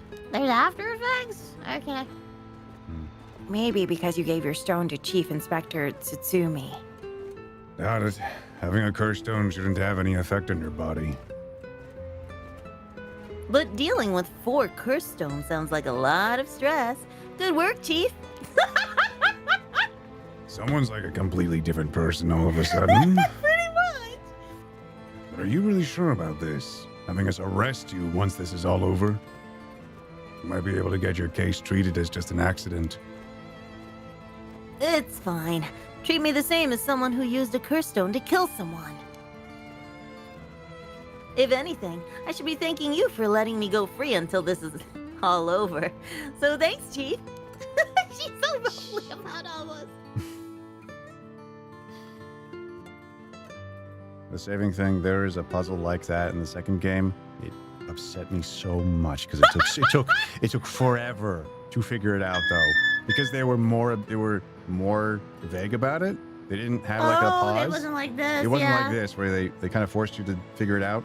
It's like, oh my gosh. Anyway. Whoa, you didn't say anything about bringing the police.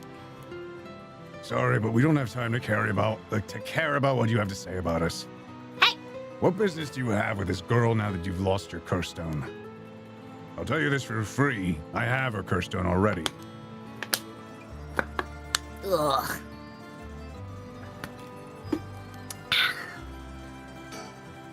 Ugh. Yutaro is visibly shaken. That must mean there's some reason he doesn't want the cops around. Is the bastard ran over Michio and drove away? If that's true, then why does he... There's a lot of traffic around here, and it's very noisy during the day. The amount of exhaust coming from cars is overwhelming. I hear it's not healthy. Yeah, go figure. The chief makes some weird jokes sometimes, but still, it's reassuring to have a veteran policeman with us. Yeah. Yeah. Singer! What? Where? No, no, no, no, no, no, no, no, no, no, no, no, no, there.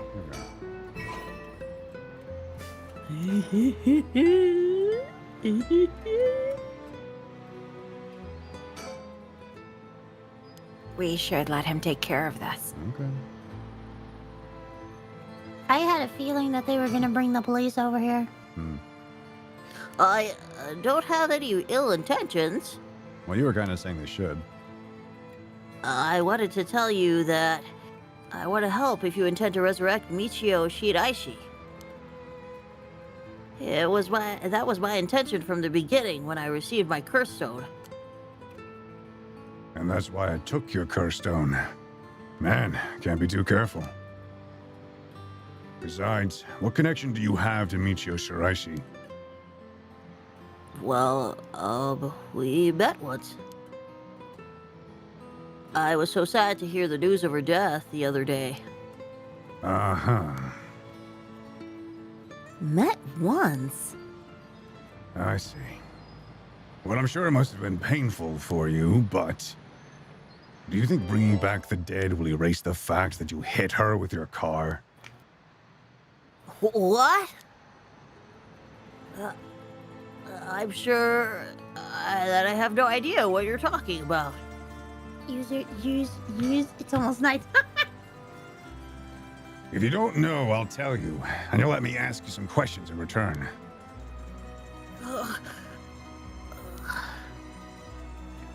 Did you just get your license recently? We found a van with bloodstains on it, you see. It's only a matter of time before we find out who the owner is. Well, what's that supposed to mean? Don't tell me you... Why don't you tell me a little bit more about your relationship with Michio Shiraishi? Not only that, you killed someone with your cursed stone, didn't you? Oh, that's true. He did. Yeah. Stop! Stay away from me!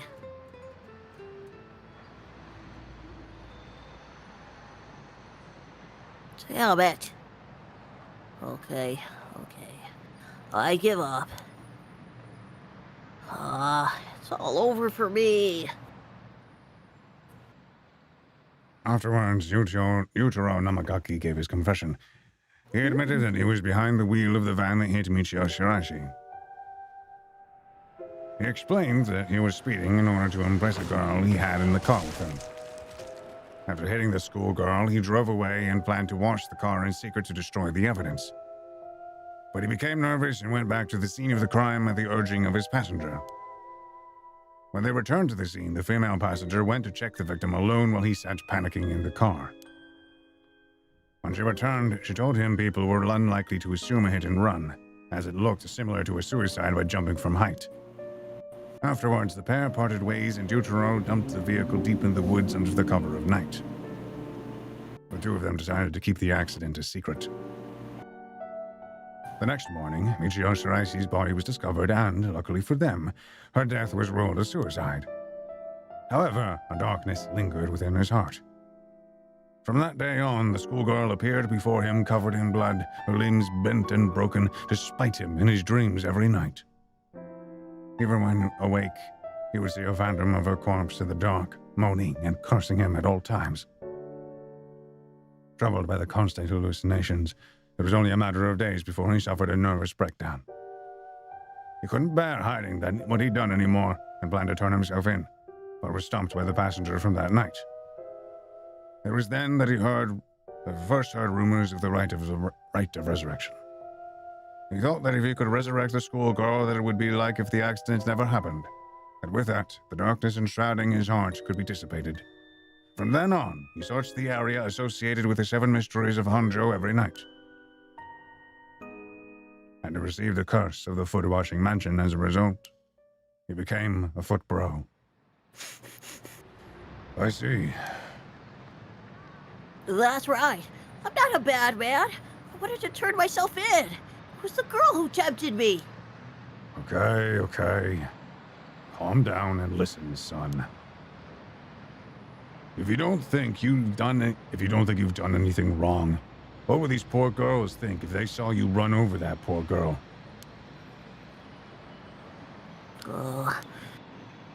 There's something I want to know.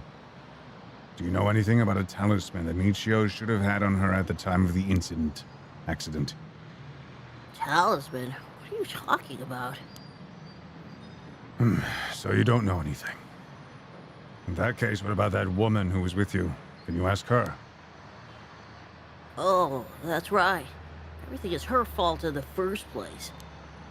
Well, that may not It's his exactly be daughter. wrong. It's his... Oh, no!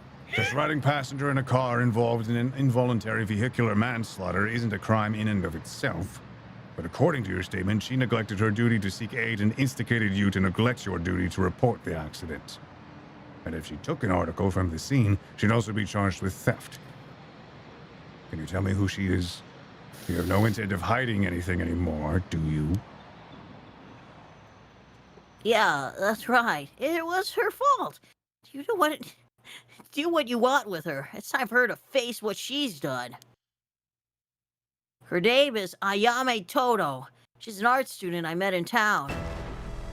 What? An art student named Ayame Tono? Whoa. Are you absolutely sure of that?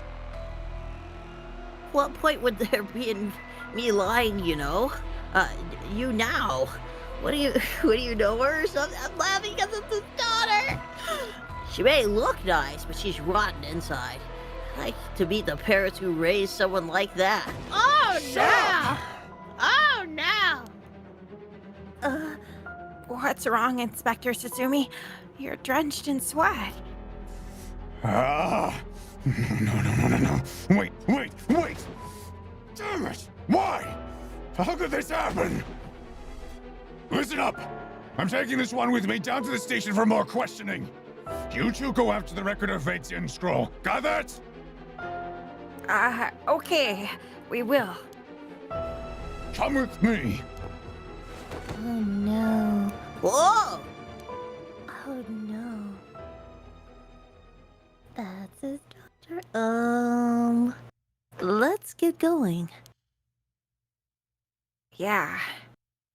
That's his daughter. Yep, that's his daughter. Oh no!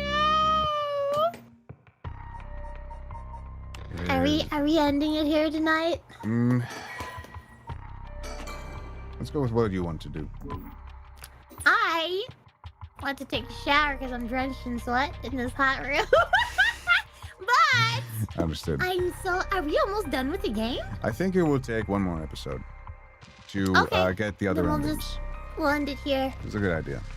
Yeah. We got. Well.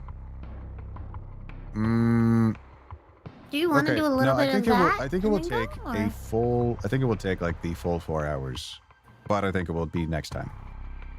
I mean, we could do a little bit of that one and then end it. Let's end it here. Okay, that's Because fine. there might be like more triggers and such, and Oh, like then you're right. certain yeah. things are going to certain things might happen, and we might get pulled into this or that. So we Yeah. just resolved a major arc. Let's just end it here. Okay. And I'm hoping next week, but we can figure that Wait, out what's later. next week? Well, like next week to do the next episode. Oh yeah. Like, Yeah, we could do that. If you have time for it, we can do that. yeah, I'll have time. I'll make up for it. Sweet. All right, awesome. Well, everyone, I want to thank you for joining us for another episode of our playthrough of Paranormasight. It's been a wonderful time. I've been having fun watching Yeah, I love watching you this. working with Sawa as well. Yay! And make sure you go give her a follow if you haven't done so already. No. Leave a like on the video, etc. All right. Thank you all Doing for the detective voice killed you, didn't it? what? No, it did. No, it It's isn't. killing you inside. It is not killing me inside. It's killing him. We got to play a lot of fun voices today. I Yeah, had we to do. did. I got to do a bit of my Michael Jackson pirate, vampire. I had to do a lot of favorites. I'm pretty happy. And I'm glad that people like the pirate voice. You know. Yeah. Yar. Yar. Well, everyone. Until next time, also Sonnet. Take care. Bye bye.